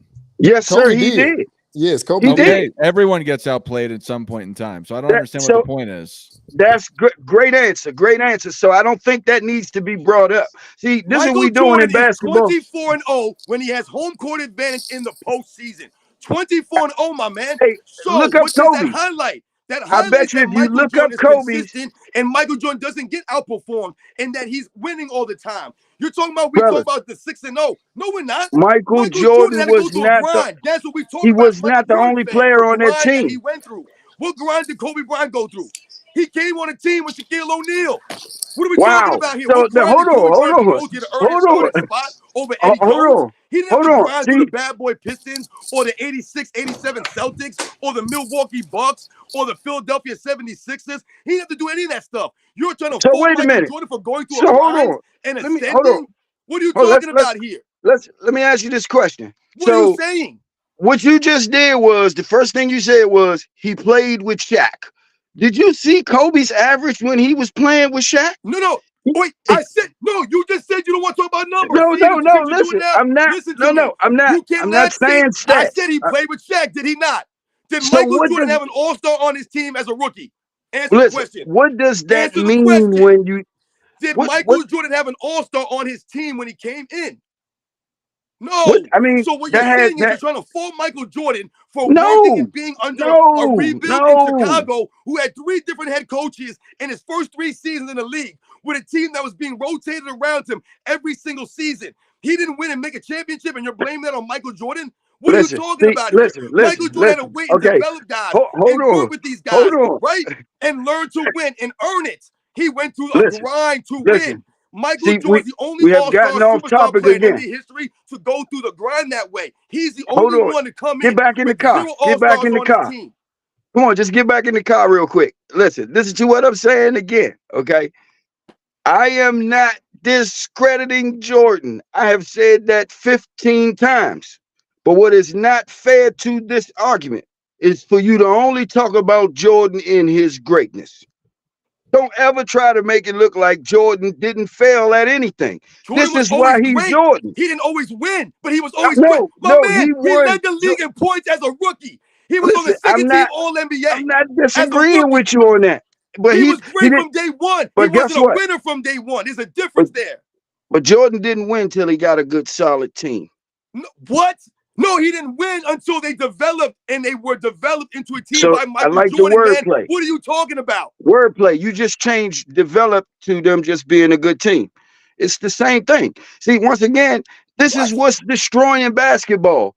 Everybody has their person that they like, and what they won't do is be honest about the person that they represent. Man, I told you on my channel, it's always been about the facts, man. Understand that. When you go back later and you go back and you watch and listen to this stuff, you'll understand maybe when you listen to it again. I haven't said a lie. I haven't talked about a fact on here. I didn't say you didn't. You're not trying to listen, man. Kobe Bryant's not better than Michael Jordan in any aspect of basketball, man. There's no aspect. If you want to argue dribbling, maybe dribbling. Okay. Other than that, he's not a better rebounder, a defensive player, a shooter, a leader. None of that stuff. He does better than Michael Jordan, man. He just does it. Those are the facts. You want to know something funny? I don't look for him to do exactly what Jordan did. But like I told you before, you can say all of that, okay? But you watch Kobe. That's the reason why you got him in your top 5. Because you know he's the exact replica of Michael Jordan. It's not, that's why I say when it comes to these arguments, fellas, look, man, I understand everybody got their person they like, you know, times was this when we was older. You know, I'm not a grumpy old man. I can't do that. You know, I look at all times in basketball, eras are different, okay? But I believe if I put Kobe in any era, he'll shine. I can't do that with every player. I believe Michael Jordan was a great player. I also believe that Michael Jordan didn't win right off the bat. And Scottie Pippen don't get the credit that he should be getting. Man, did you see? You can name some of the teams, that Chicago teams. What's mighty funny, I never hear y'all talk about the other people that was on there. He had a great co-stars was great. Steve Kerr was hitting buckets. Cartwright, Pippen was shutting down everybody. So let's not try to make it look like Steve Kerr's 3-point percentage in the NBA Finals for his career. He's not even in the top 100 in NBA's history, man. Notice I haven't said three than Steve Kerr in the NBA Finals, man. I'm what not talking about here. You're just talking nonsense right now. Just stop, listen, man. Come why on, are man. you using words? Scottie Pippen's in the Hall of Fame. What do you mean he didn't get recognition? Michael Jordan brought him out for the 1997 Finals MVP presentation and called him his MVP. How does Scottie Pippen not get his shine? You just said you're 50 years old. No, because you're not. Scottie Pippen got his shine, dude. He got his just due. Listen. Let me explain. Right now, man. Calm down. Listen. Yo, this is the point I'm saying. I can't do this anymore. Okay, listen. This is what I'm saying to you is at the end of the day, you can't be emotional about this. Okay. That's another one of these problems. You're not telling the facts, man. We must keep the facts. You're talking about Steve Kerr's knocking down shots. No, he's not. No, he wasn't.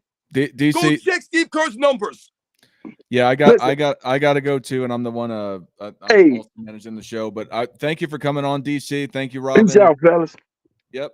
And I want to thank everybody that came into this live chat. If you liked anybody that you weren't aware of, whether it was NNB Sports, Politicus Rex, Robin, or myself, depending on what channel you came from, if you like what they have to say, go check out their channels and like and subscribe to them. I know you're the last bone in the fight here, Robin, but thank you for coming. Everyone has left already. And as always, it's always great. And again, just to reiterate for the people that may not have seen it, Uncommon Sense should be coming on in a couple weeks, and I'm going to start reaching out to other of these up and coming YouTubers to try and make the greatest Michael Jordan fandom conglomerate. It's a goal and aspiration. I hope a lot of these guys would like to join. Uncommon Sense said he would at least come on the one show, and maybe we'll see how that goes. Maybe he'll come on regularly in the future. But Robin, thank you again for coming. Do you have anything you'd like to say to anybody? No, man. Once again, Dog, man, I know we ran really long and stuff, man. So, yeah, guys, thank you, everybody out there, man. Once again, great show. Absolutely. And for everyone, Michael Jordan fans,